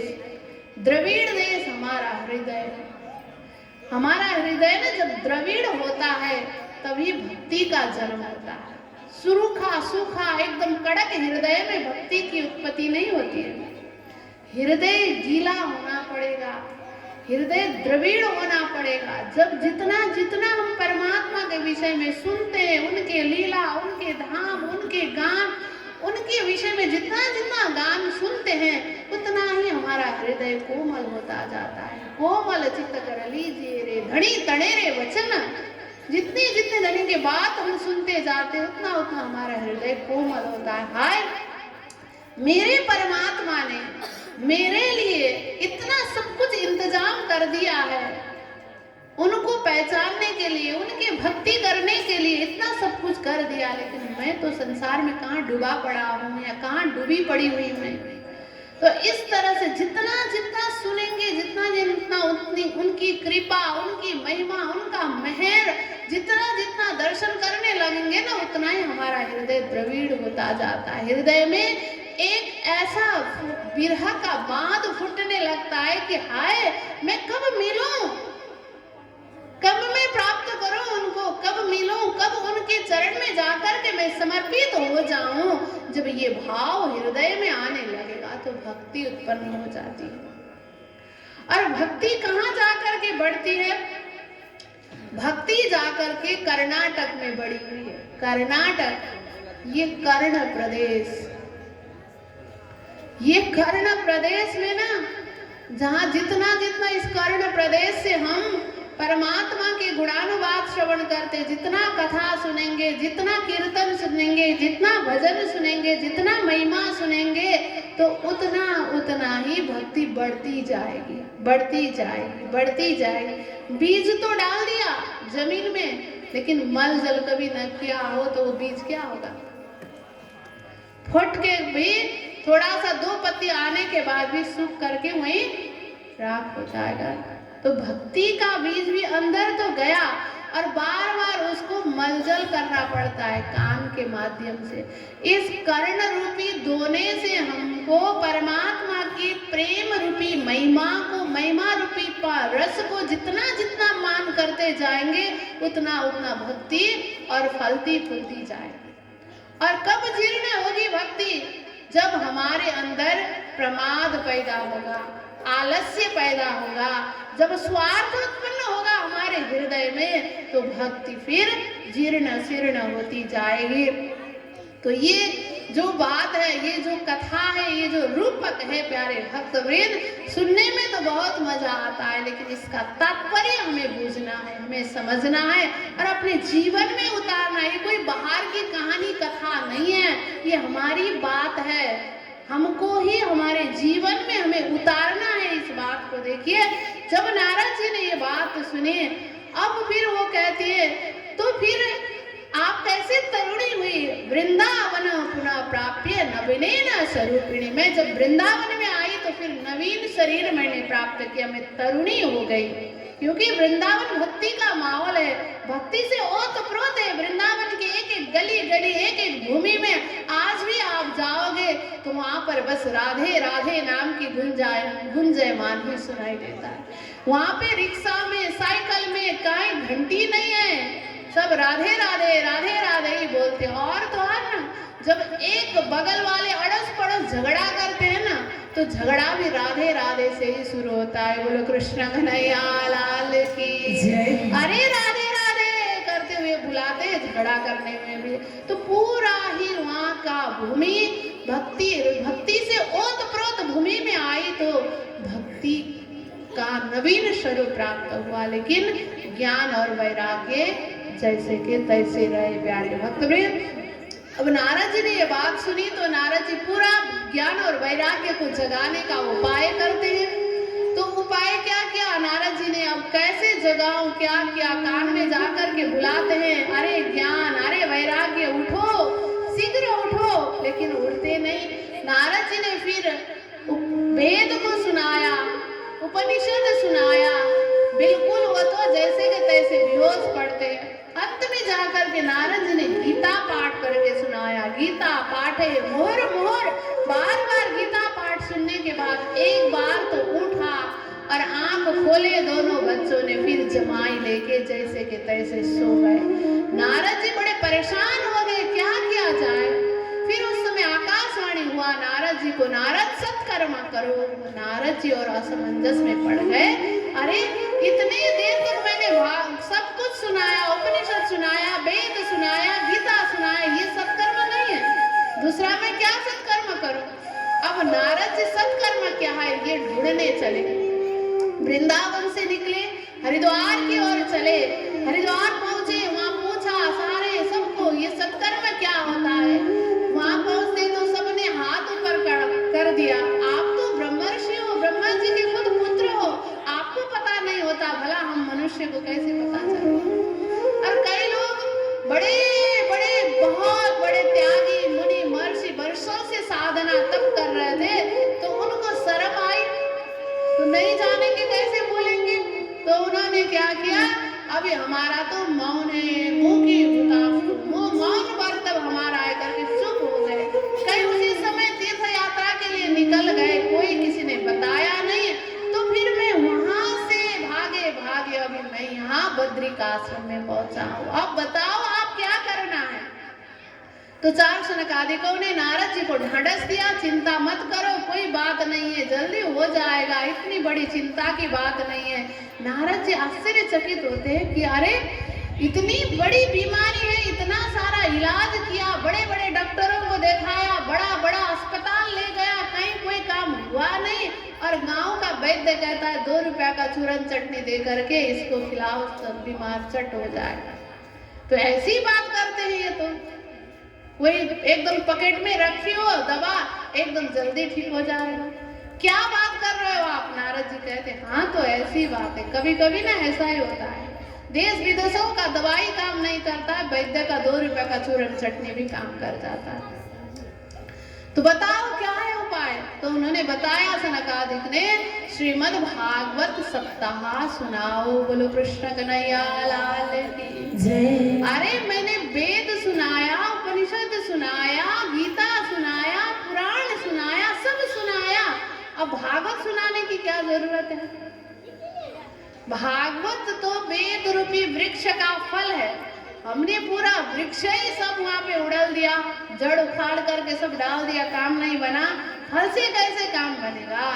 तो नारद जी को समझाते हैं सनकादिक, अरे नारद कभी कभी जो काम पेट से नहीं होता है वो काम फल से होता है। तुमको आम खाना हो तो आम के जड़ जा करके खाओगे तो स्वाद मिलेगा, पत्तियां चबाओगे तो स्वाद मिलेगा, आम की टहनियां चबाओगे तो स्वाद मिलेगा? नहीं नहीं, फल ही खाना पड़ेगा ना। तो ये फलसार होता है, ये बात बताई। और एक उदाहरण दिया कि जैसे देखो मिठाई बनाते हैं तो मिठाई में मीठा डालना जरूरी होता है, तो मीठा बनता किससे? गन्ने से। गन्ने को पकाया जाता है, फिर उसी से जो भी हो, शक्कर जो बनना है गन्ने से ही बनता है। तो शक्कर मिठाई बनाना है तो सीधा सीधा गन्ना ला करके डाल के होगा नहीं, रस चाहिए ना, उसको बनाना पड़ेगा, प्रोसेसिंग करना पड़ेगा।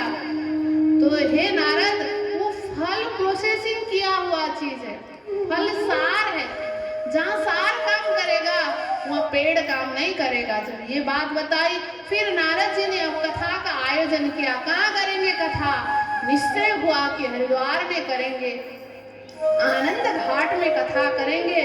फिर आनंद घाट में आए नारद जी, नया नया कोमल कोमल बालू का वहाँ पर स्टेज बनाया, बढ़िया से जंगल है, गंगा जी के किनारे मंद मंद पवन बह रहा है, एकदम सुरम्य वातावरण है। वैसे सुरम्य वातावरण में 4 सनकादिक ही यहाँ पर वक्ता होकर के बैठे और नारद जी ने सबको न्योता दिया, सबको निमंत्रण दिया, सारे सारे ऋषि महर्षि वहाँ पर पधारे और श्रीमद् भागवत कथा सप्ताह प्रारंभ हुआ। तो पहले दिन में ही कथा चालू करते करते कथा का महात्म्य बताने लगे। कथा का महात्म्य गाते गाते ही प्यारे भक्तवृंद वहां पर एक महिला और उसके साथ 2 पुरुष और एक बड़ा सा ग्रुप वहां पर नाचते नाचते गाते गाते कथा मंडान में प्रवेश करता है। बड़ा धूमधाम के साथ एकदम आनंदित होते हुए जब ये बात बताई कि श्रीमद् भागवत को कब सुनना है, सदा सेव्य श्रीमद् भागवती कथा यस्य श्रवण मात्रेण हरिश्चित्तम समाश्रयेत्।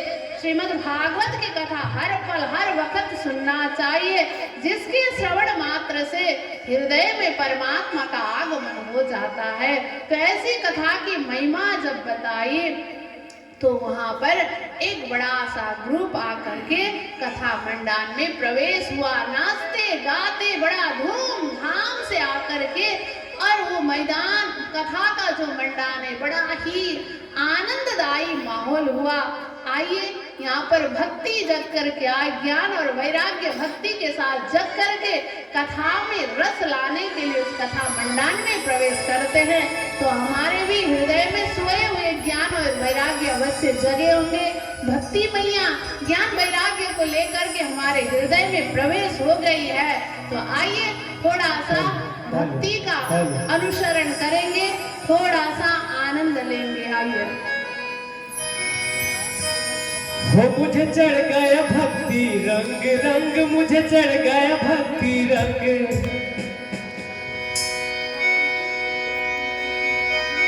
ऐसी कृपा बरसाई है। हो मुझे नाम की मस्ती छाई है, हो मुझे करो न कोई तंग। सभी ताली बजाते हुए झूमते हुए कहते हैं श्री राधा रानी के चरणों में जो तेरा प्यार हो जाता, श्री राधा रानी के चरणों में जो तेरा प्यार हो जाता, तो इस भव सिंधु से तेरा बेड़ा पार हो जाता। अगर पकड़ लेता चरण तू मेरे श्यामा रानी के, तो भक्तों तुमको मेरे राज श्यामा का दीदार हो जाता, दीदार हो जाता। मुझे चढ़ गया भक्ति रंग, रंग मुझे चढ़ गया भक्ति रंग, मुझे चढ़ गया भक्ति रंग, रंग मुझे चढ़ गया भक्ति रंग, मुझे चढ़ गया भक्ति रंग, रंग मुझे चढ़ गया भक्ति रंग, मुझे चढ़ गया भक्ति रंग, रंग मुझे चढ़ गया भक्ति रंग। ऐसी कृपा बरसाई है, ऐसी कृपा बरसाई है, मुझे नाम की मस्ती छाई है, नाम की मस्ती छाई है, मुझे मस्ती मस्ती छाई है, मस्ती मस्ती छाई है। हो मेरा रानी का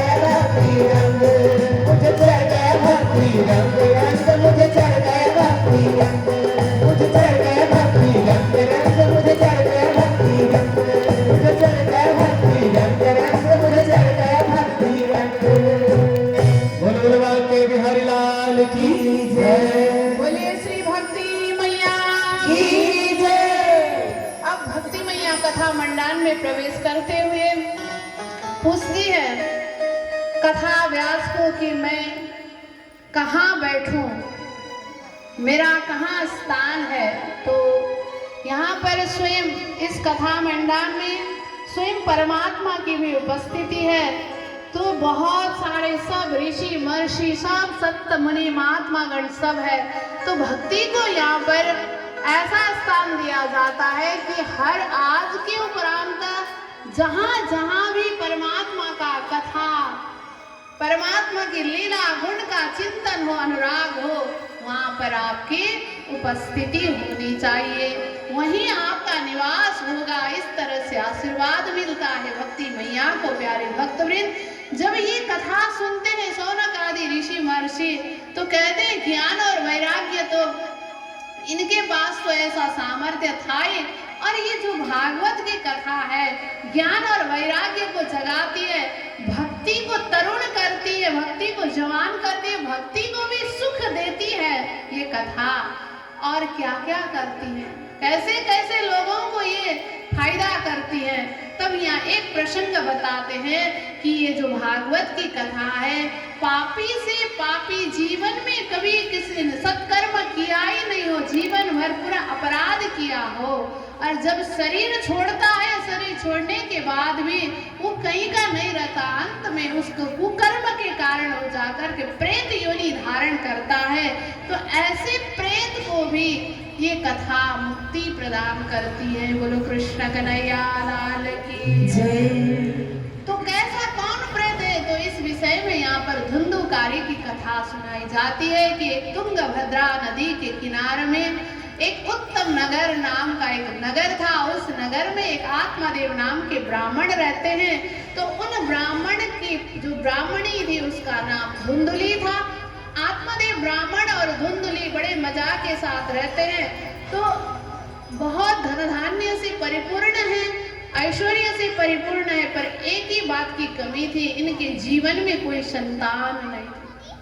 संतान न होने के कारण बड़े दुखी थे ये लोग। तो एक दिन आत्मादेव ब्राह्मण संतान न होने के कारण बड़ा चिंतित होकर के आत्महत्या करने जा रहे थे।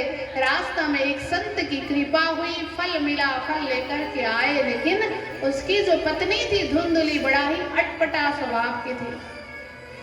कभी भजन किया नहीं, कभी भक्ति किया नहीं, कभी सत्संग किया नहीं, बड़ी उखड़ी उखड़ी स्वभाव की थी। उसका हृदय बड़ा उखड़ा उखड़ा ही था, किसी के प्रति सद्भाव, किसी के प्रति सत्कर्म, किसी के प्रति कोई लगाव था ही नहीं उसको।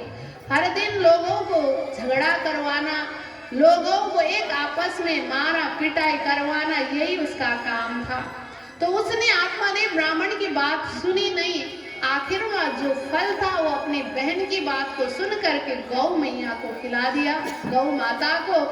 तो आत्मादेव ब्राह्मण तो ये बात सब जानती नहीं, छलिया थी उसकी पत्नी। तो उसकी पत्नी ने उसकी बहन का जो बच्चा था, पुत्र था, वही ला करके ये मेरा पुत्र करके पालने पोसने लगी।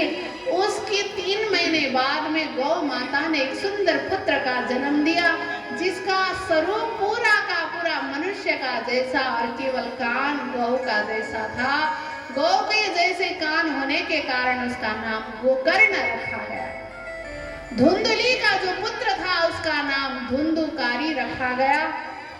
धुंधुकारी जैसा नाम यथा नाम तथा गुण, उसी अनुसार वृद्धि होता गया, बढ़ता गया, और रात दिन अपने माँ के पास रहता। तो माँ का ही संस्कार से वो भी ओतप्रोत हो गया। माँ के पास कोई सुसंस्कार तो था ही नहीं, कुसंस्कार ही कुसंस्कार से भरी पड़ी थी। तो वो भी वही कुसंस्कार से लद गया। और जो गोकर्ण थे वो रात दिन अपने पिता के पास रहते थे। पिता सुबह उठ करके नहाना धोना, जप तप चिंतन भजन पूजा आराधना करने लगते। उन्होंने भी वही सीखा, वही संस्कार पढ़ता गया। जब बड़े हो गए, दोनों को गुरुकुल में पढ़ने के लिए भेजने का तैयारी की। आत्मादेव ब्राह्मण ने, धुंधुली ने मना कर दिया, नहीं, ये तो मेरा जिगर का टुकड़ा है, इसके बिना तो मैं एक पल नहीं रहूंगी। मना कर दिया। धुंधुली को पढ़ने भी नहीं भेजा गुरुकुल में, केवल गोकर्ण जी पढ़ने गए। पढ़ाई लिखाई करके बड़े विद्वान होकर के जब वो वापस आए, वापस घर आते समय घर में तो बहुत बड़ा चौपट राम हो चुका था। इतने दिन के अंदर धुंधुकारी बड़ा ही क्रोधी था, बड़ा ही बेसंस्कारी, खाने पीने वाला और लोगों को तंग करने वाला, ये भी बिना हृदय का आदमी जैसा ही था। उसके अंदर कोई भावना नाम की चीज थी नहीं, कोई इमोशन पैदा होता ही नहीं था। उसका हृदय पूरा पूरा लागू पदार्थ सेवन के कारण, उस कुसंस्कार के कारण हृदय का इमोशन पूरा भस्म हो चुका था। देखना प्यारे भक्तवृंद, बोलते हैं ना संत महात्मा, जैसा पिया वाणी वैसा ही बोले वाणी, जैसा खाया अन्न वैसा ही हुआ मन। जिस तरह का हम अन्न सेवन करते हैं, जिस तरह का हम पानी सेवन करते हैं, उसी तरह का हमारा हृदय का भी विकास होता जाता है, हमारा मन का भी विकास उसी तरह का बनता जाता है। एक बचपन से पियक्कड़ आदमी देखिए और एक बचपन से ही ध्यान भजन भक्ति में लगा हुआ, दो को आप परीक्षण करके देख सकते हैं। बहुत विश्व में बहुत सारा परीक्षण हो चुका है। तो जो पियक्कड़ होता है, जो लागू पदार्थ का सेवन करता है, भजन भक्ति ध्यान चिंतन कभी नहीं करता है, उसके अंदर न ब्रेन की ऐसी विकास होती है, न हृदय की विकास होता है। तो एकदम अलग हो गया और अपने माता पिता को मारने पीटने दुख देने लगा। अंत में इतना मारने लगा कि अपने माता को सारे धन माल घर गहना सब छीन लिया, घर के एक एक बर्तन सारे सब बेच दिया।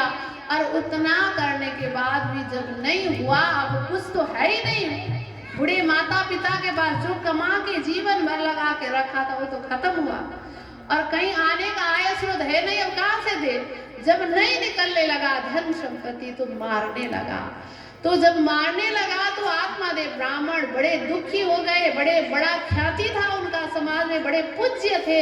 आज पिता पुत्र के कारण सिर झुकाना पड़ा। बाहर निकलते तो लोग क्या कहते, देखो देखो धुंधुकारी का बाप आ गया।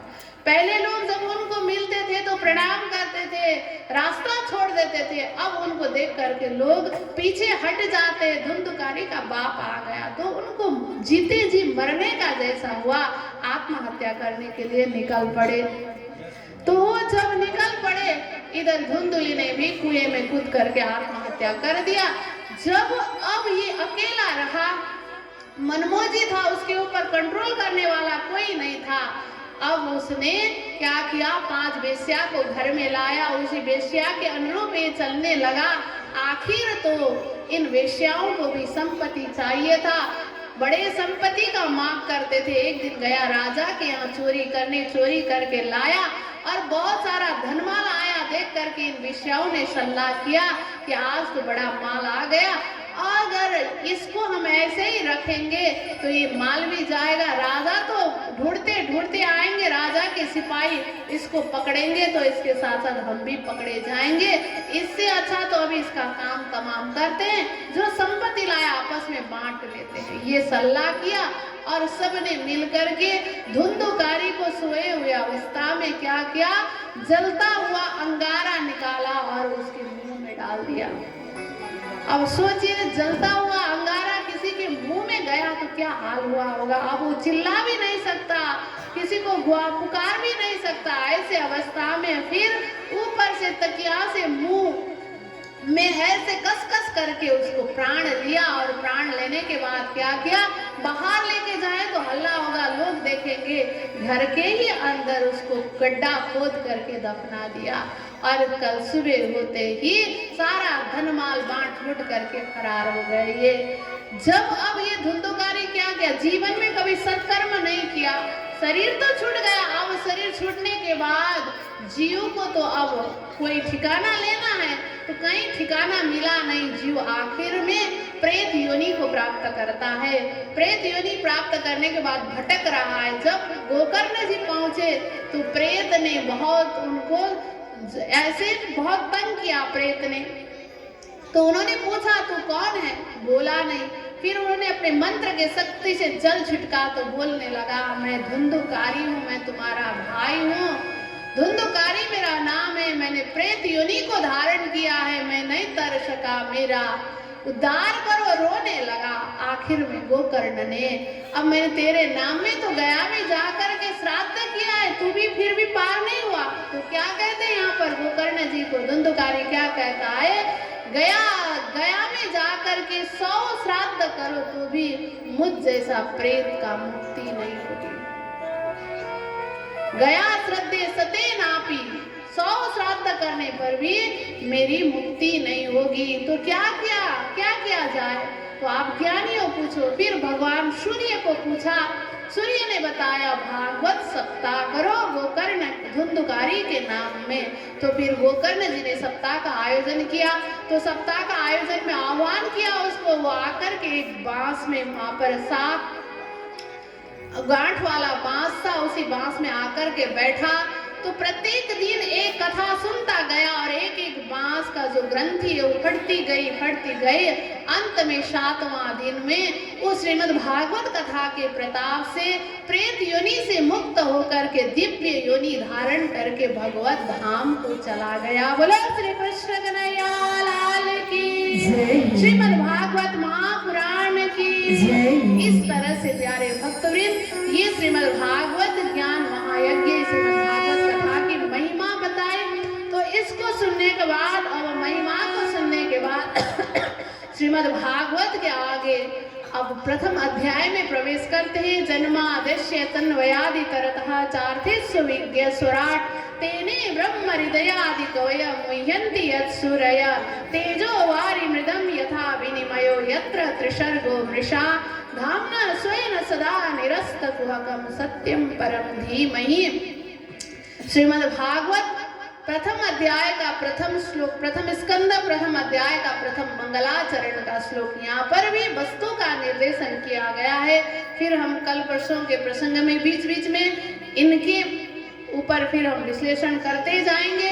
और ये श्रीमद् भागवत कथा की रचना कब हुई, क्यों हुई, कहाँ हुई, कैसे हुई, ये प्रश्न पूछने पर यहाँ पर बताते हैं श्रीमद् भागवत की रचना का कारण ऐसा हुआ कि एक बार क्या हुआ, वेद व्यास जी ने जब सत्र पुराण लिखा, 4 वेद को 4 भाग में विस्तृत किया, सत्र पुराण लिखा, उपनिषद बन गए 108, महाभारत जैसे ग्रंथ भी बन गए। इतना सब कुछ करने के बाद भी व्यास जी को अंदर मन में जो दाग है, जो जलन है, जो चिंता है वो गया नहीं। बड़े चिंतित होकर के व्यास जी बैठे हुए थे। तो उस समय नारद जी वहां पर पहुंचते हैं और नारद जी ने पूछा कि क्यों कि चिंतित हो, क्या हुआ? तो कारण तो मुझे पता नहीं है क्या हुआ, लेकिन मुझे चिंता है, जलन है, अंदर जल रहा है। फिर नारद जी ने सारे कीर्ति देखी, व्यास ने रचना किया हुआ। तो क्या बोलते हैं नारद जी, अरे वेद व्यास, तुमने तो बहुत बड़े बड़े ग्रंथ लिखे हो, बड़े बड़े कीर्ति बनाए हो। ये सब करने का तात्पर्य तुमने संसार को समृद्ध बनाने के लिए, समाज को समृद्ध बनाने के लिए, समाज को सुखी करने के लिए तो किया, लेकिन वो सही रास्ता नहीं है। सही अर्थ में, सही मायने में ये सही उपचार नहीं। जो बीमारी है समाज में उसका सही इलाज ये नहीं हुआ। तो क्या कहते, तुमने जो भी बनाया है, नयद वचस चित्र पदम हरेर यशो जगत पवित्रम प्रगणित कहरिचित तद्वायसम तीर्थ मुशंति मानसहा नयत्र हंसा निरमंत्य शिक्षया। हे व्यासी, तुमने शत्र पुराण लिखा, 4 वेद को विस्तृत किया, 108 उपनिषद बन गए, महाभारत जैसा ग्रंथ भी बना, लेकिन इन पुराणों के जरिया तुमने तो क्या बनाया? तद्वायसम तीर्थ, तुमने तो कौवे का तीर्थ का रचना किया, कौवे के तीर्थ बनाए तुमने। व्यासी को नारद जी बता रहे प्यारे भक्तवृंद, शत्र पुराण वेद आदि को क्या कहते हैं? कौवा का तीर्थ बनाया। कौवे के तीर्थ में जो राजहंस होते हैं, हिमालय में रहने वाले राजहंस आकर के वहां पर निमंजन नहीं करते हैं, वहां पर स्नान नहीं करते हैं। राजहंस के लिए तो पवित्र सुंदर मीठा जल चाहिए होता है। तो परमात्मा के भक्ति में रमण करने वाले जो संत परमहंस होते हैं, परमात्मा के भक्त होते हैं, वो कौवे के तीर्थ में स्नान नहीं करते। कौवा का तीर्थ किसको बोलते हैं, जानते हैं ना आप लोग? कौवे का तीर्थ किसको कहते हैं? पुराने जमाना में गांव घर में होता था, अभी तो वो भी नहीं मिलेगा, सारे जगह ब्रशिंग होते हैं। अभी तो बर्तन धोने का मशीन भी आ चुका है संसार में। कौवे का तीर्थ उसको बोलते हैं। गांव घर में जो बर्तन साफ करने का जगह होता है ना, तो वहाँ पर छोटा सा एक गड्ढा बना होता है, जो बर्तन साफ किया हुआ पानी बह के जाता है। वहाँ पानी में थोड़ा थोड़ा अब जो अनाज है, जो चावल है, जो कुछ भी, वो भी बह के जाता है। तो वहाँ कौवा आकर के बड़ा रमण करता है, वो खाता भी है और वो पानी में नहाता है, बड़ा मजा लेता है। उसको उस समय सुकून मिलता है कि हम तीर्थ पहुंचे हुए हैं। तो कौवे के तीर्थ उसको कहते हैं। तो प्यारे भक्तवृंद, सुखदेव नारद जी यहाँ पर कहते हैं तुमने कौवे का तीर्थ बनाया, राजहंस के लिए नहीं होगा, तो हम क्या करें? तो नारद जी ने उस समय व्यास जी को चतुर्श्लोकी भागवत दी, 4 श्लोकी भागवत दिया। तो उस चतुर्श्लोकी भागवत लेकर के बोलते हैं तुमने तो और क्या किया, ये जगत के जो जीव है ये तो भवसागर तरना चाहते हैं, भवसागर में डूबे हुए जीव को भवसागर से पार कराना है, लेकिन तुमने तो क्या किया, डूबते हुए, नदी में डूबते हुए, समुद्र में डूबते हुए जीव को बचाने के लिए हाथ देकर के निकालना चाहिए था, या पकड़ने का कुछ देकर के निकालना चाहिए था। तुमने तो क्या किया, डूबते हुए जीव को और ऊपर से बहुत बड़ा पत्थर रख दिया, और जीव कैसे निकलेगा वहां से? तो क्या मैं समझा नहीं? व्यास जी कहते अरे पहले से ही वेद के द्वारा कर्म कांड में जकड़े हुए हैं सारे जीव, ये कर्म करने से ये होगा, ये कर्म करने से वो होगा, सारे कर्म के बंधन में फंसे हुए हैं। उस कर्म बंधन से निकालना चाहिए था तुमने तो पुराणों के जरिया, और कर्म बंधन बहुत बलिष्ठ बना दिया। तो कैसे भवसागर से जीव निकल पाएंगे? तो भवसागर से जीव को निकालने के लिए तो एक ही उपाय है, परमात्मा की लीला, परमात्मा का नाम, परमात्मा का धाम और परमात्मा का गुण का, यश का गान, इसी से ही जीव भवसागर से पार करेगा। परमात्मा की महिमा को गाओ, इसलिए चतुर्श्लोकी भागवत दिया। ये भागवत लेकर के गए व्यास जी साम्य प्रस्थाश्रम में, सरस्वती नदी के किनारे में बैठ करके चिंतन किया, और 4 श्लोकों को चिंतन करते करते करते करते करते व्यास जी ने 18,000 श्लोक से परिपूर्ण 12 स्कंद, 18,000 श्लोक, 335 अध्याय से परिपूर्ण श्रीमद् भागवत की रचना की। बोलो श्रीमद् भागवत महापुराण की। भागवत की रचना तो हुई, अब मैं तो बूढ़ा हो गया, इसको कौन परसेगा, कौन बांटेगा समाज में, ये चिंता हुआ व्यास जी को। तो फिर व्यास जी को याद आया कि मेरा जो पुत्र है सुखदेव, जो जन्म लेते ही सालनाल के साथ ही जंगल की ओर गया हुआ है, वो परमहंस है, वो परमहंस समिता का मालिक हुई है, लेकिन उसको बुलाएं कैसे? जन्म लेते ही वन की ओर गया, मैं हा पुत्र करते हुए बुलाते गया, लेकिन वो वापस नहीं आया, अब उसको लाएं कैसे? ये चिंता हुआ व्यास जी को। तो व्यास जी ने अब चिंतन किया कि मैं इसको उन्हीं परमात्मा के रूप स्वरूप का गुणगान गा करके, उनके ही रूप माधुरी से लुभा करके उसको वापस ले आऊंगा। अपने छोटे छोटे जो बटुक थे, जो ब्राह्मण थे, जो विद्यार्थी थे व्यास जी के आश्रम में, उनको सुंदर सुंदर श्लोक सिखाया और भेजा जंगल में। सुखदेव जी महाराज तो निर्गुण निराकार ब्रह्म का ध्यान में एकदम मग्न थे, लीन होकर के निर्गुण निराकार ब्रह्म का ध्यान कर रहे थे। ऐसे अवस्था में छोटे छोटे ब्राह्मण बटुक जाते हैं और मीठे स्वर में परमात्मा के रूप माधुरी युक्त श्लोक गाते हुए उनको लुभाते। आइए कैसे लुभाते हैं? बरहा पीड़म नटरवपु कर्णयो कर्णिकारम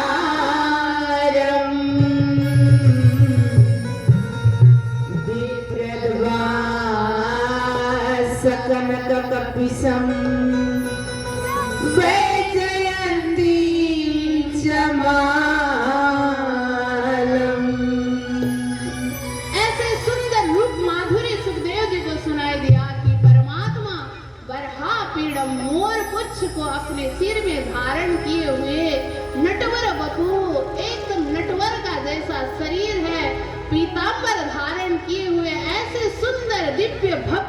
स्वरूप का गान सुखदेव जी ने सुना तो सुखदेव जी का ध्यान खुल गया। सुखदेव जी सोचने लगे कि अरे ये कहाँ है, कहाँ से आवाज आ रहा है। चले गए सुखदेव जी उनके पास और पूछते, अरे कहाँ से आए हो तुम, कहाँ किसने बताया तुम्हें इस श्लोक को, किसने बताया इस स्वरूप को, और बताओ और सुनाओ। तो वो कहते हैं, अरे हमें तो इतना थोड़ा ही आता है, हमारे गुरुदेव के पास तो इसका भंडार पड़ा हुआ है, गुरुदेव के पास तो बहुत सारा भंडार है, गुरुदेव बताएंगे। तो पूछते हैं सुखदेव जी महाराज तुम्हारा गुरु का नाम क्या है, कहाँ है वो, कहाँ रहते हैं। तो सुखदेव जी को बटुक कहते हैं, हमारा गुरु का नाम है वेद व्यास। वेद व्यास, वेद व्यास का नाम सुनते ही चौंक जाते हैं सुखदेव जी महाराज, अरे वो तो मेरे पिता है, और पिता के पास जो भी संपदा है उसका अधिकार तो पुत्र का ही होता है, इतना बड़ा खजाना मेरे पिता के पास है तो मैं अवश्य ले लूंगा। व्यास सुखदेव जी महाराज कहते चलो चलो, कहाँ है पिताजी, हमें ले चलो उनके पास, पिताजी के पास ले चलो। अब वो कहते चलो, ले जाते हैं सुखदेव जी महाराज, धीरे धीरे पहुंचते हैं व्यास जी महाराज के पास, जाकर के प्रणाम करते हैं। व्यास जी खुद चौंक जाते हैं, अरे मेरा पुत्र जिसको लौटाने के लिए मैंने कितना सारा तरकीब किया लेकिन नहीं लौटा पाया, आज परमात्मा के स्वरूप के गुणगान सुन करके मेरा पुत्र आ गया। खुश होते हैं व्यास जी और सुखदेव जी कहते, अरे पिताजी आपके पास जो भी खजाना है, जो भी धन है, जो भी संपत्ति है वो मेरे नाम कर दो। व्यास जी कहते, कौन सा धन, मैं तो एक साधु हूँ, साधु के पास क्या धन होता है, कौन सी धन की बात करते हो। सुखदेव जी कहते, अरे पिताजी वो परमहंस संहिता रूपी जो धन है, श्रीमद् भागवत रूपी जो धन है वो मुझे दे दीजिए। व्यास जी इतने खुश हो जाते हैं, व्यास जी ने वो संपदा सुखदेव जी महाराज को हस्तांतरण किया और बड़े तरक्की करो, ये लोगों को फैलाओ और ये ज्ञान लोगों में बांटो, इस तरह से आशीर्वाद दिया सुखदेव जी महाराज को। और सुखदेव जी महाराज इस ज्ञान परमहंस संहिता को लेकर के अब संसार में इस दिव्य रस को आस्वादन कराते हैं। बोलो कृष्ण कन्हैया लाल की जय, सद्गुरु महाराज की जय, बोले श्री व्यास जी महाराज की जय, बोले श्री सुखदेव जी महाराज की जय, श्रीमद् भागवत महापुराण की जय। इस तरह से प्यारे भक्तवृंद श्रीमद् भागवत की रचना हुई। अब श्रीमद् भागवत के अंदर और क्या क्या है, अभी तो बस रचना ही हुई है, इसके अंदर क्या क्या है हम कल के प्रसंग में श्रवण करेंगे। सुखदेव जी महाराज इस परमहंस संहिता को कैसे बांटेंगे लोगों के सामने में, ये रस का कैसे आस्वादन कराएंगे, ये कल के प्रसंग में हम श्रवण करेंगे। हमारे पास परम आदरणीय, परम पूजनीय, परम वंदनीय गुरु जी श्री का आगमन हो चुका है। अब श्री गुरु जी के मुखारविंद से हम श्रीमद्तारतम सागर में गोता लगाएंगे और दिव्य सुंदर सुंदर मोती को चुन करके अपने हृदय में सजाएंगे। आइए प्यारे भक्तवृंद, जय जयकार के साथ मैं आज के प्रसंग को विराम करती हूँ। बोलो श्री कृष्ण कन्हैया लाल की, वृंदावन बिहारी लाल की जय, रास की रमैया की जय, मक्खन चुरैया की जय, राधे रानी सरकार की जय, सद्गुरु महाराज की जय, प्राणनाथ प्यारे की जय, महारानी बाईजराज की जय, महाराजा छत्रसाल की जय, तीनों पुरी धाम की जय, गुरुजी श्री 108 मंगलासी महाराज की जय।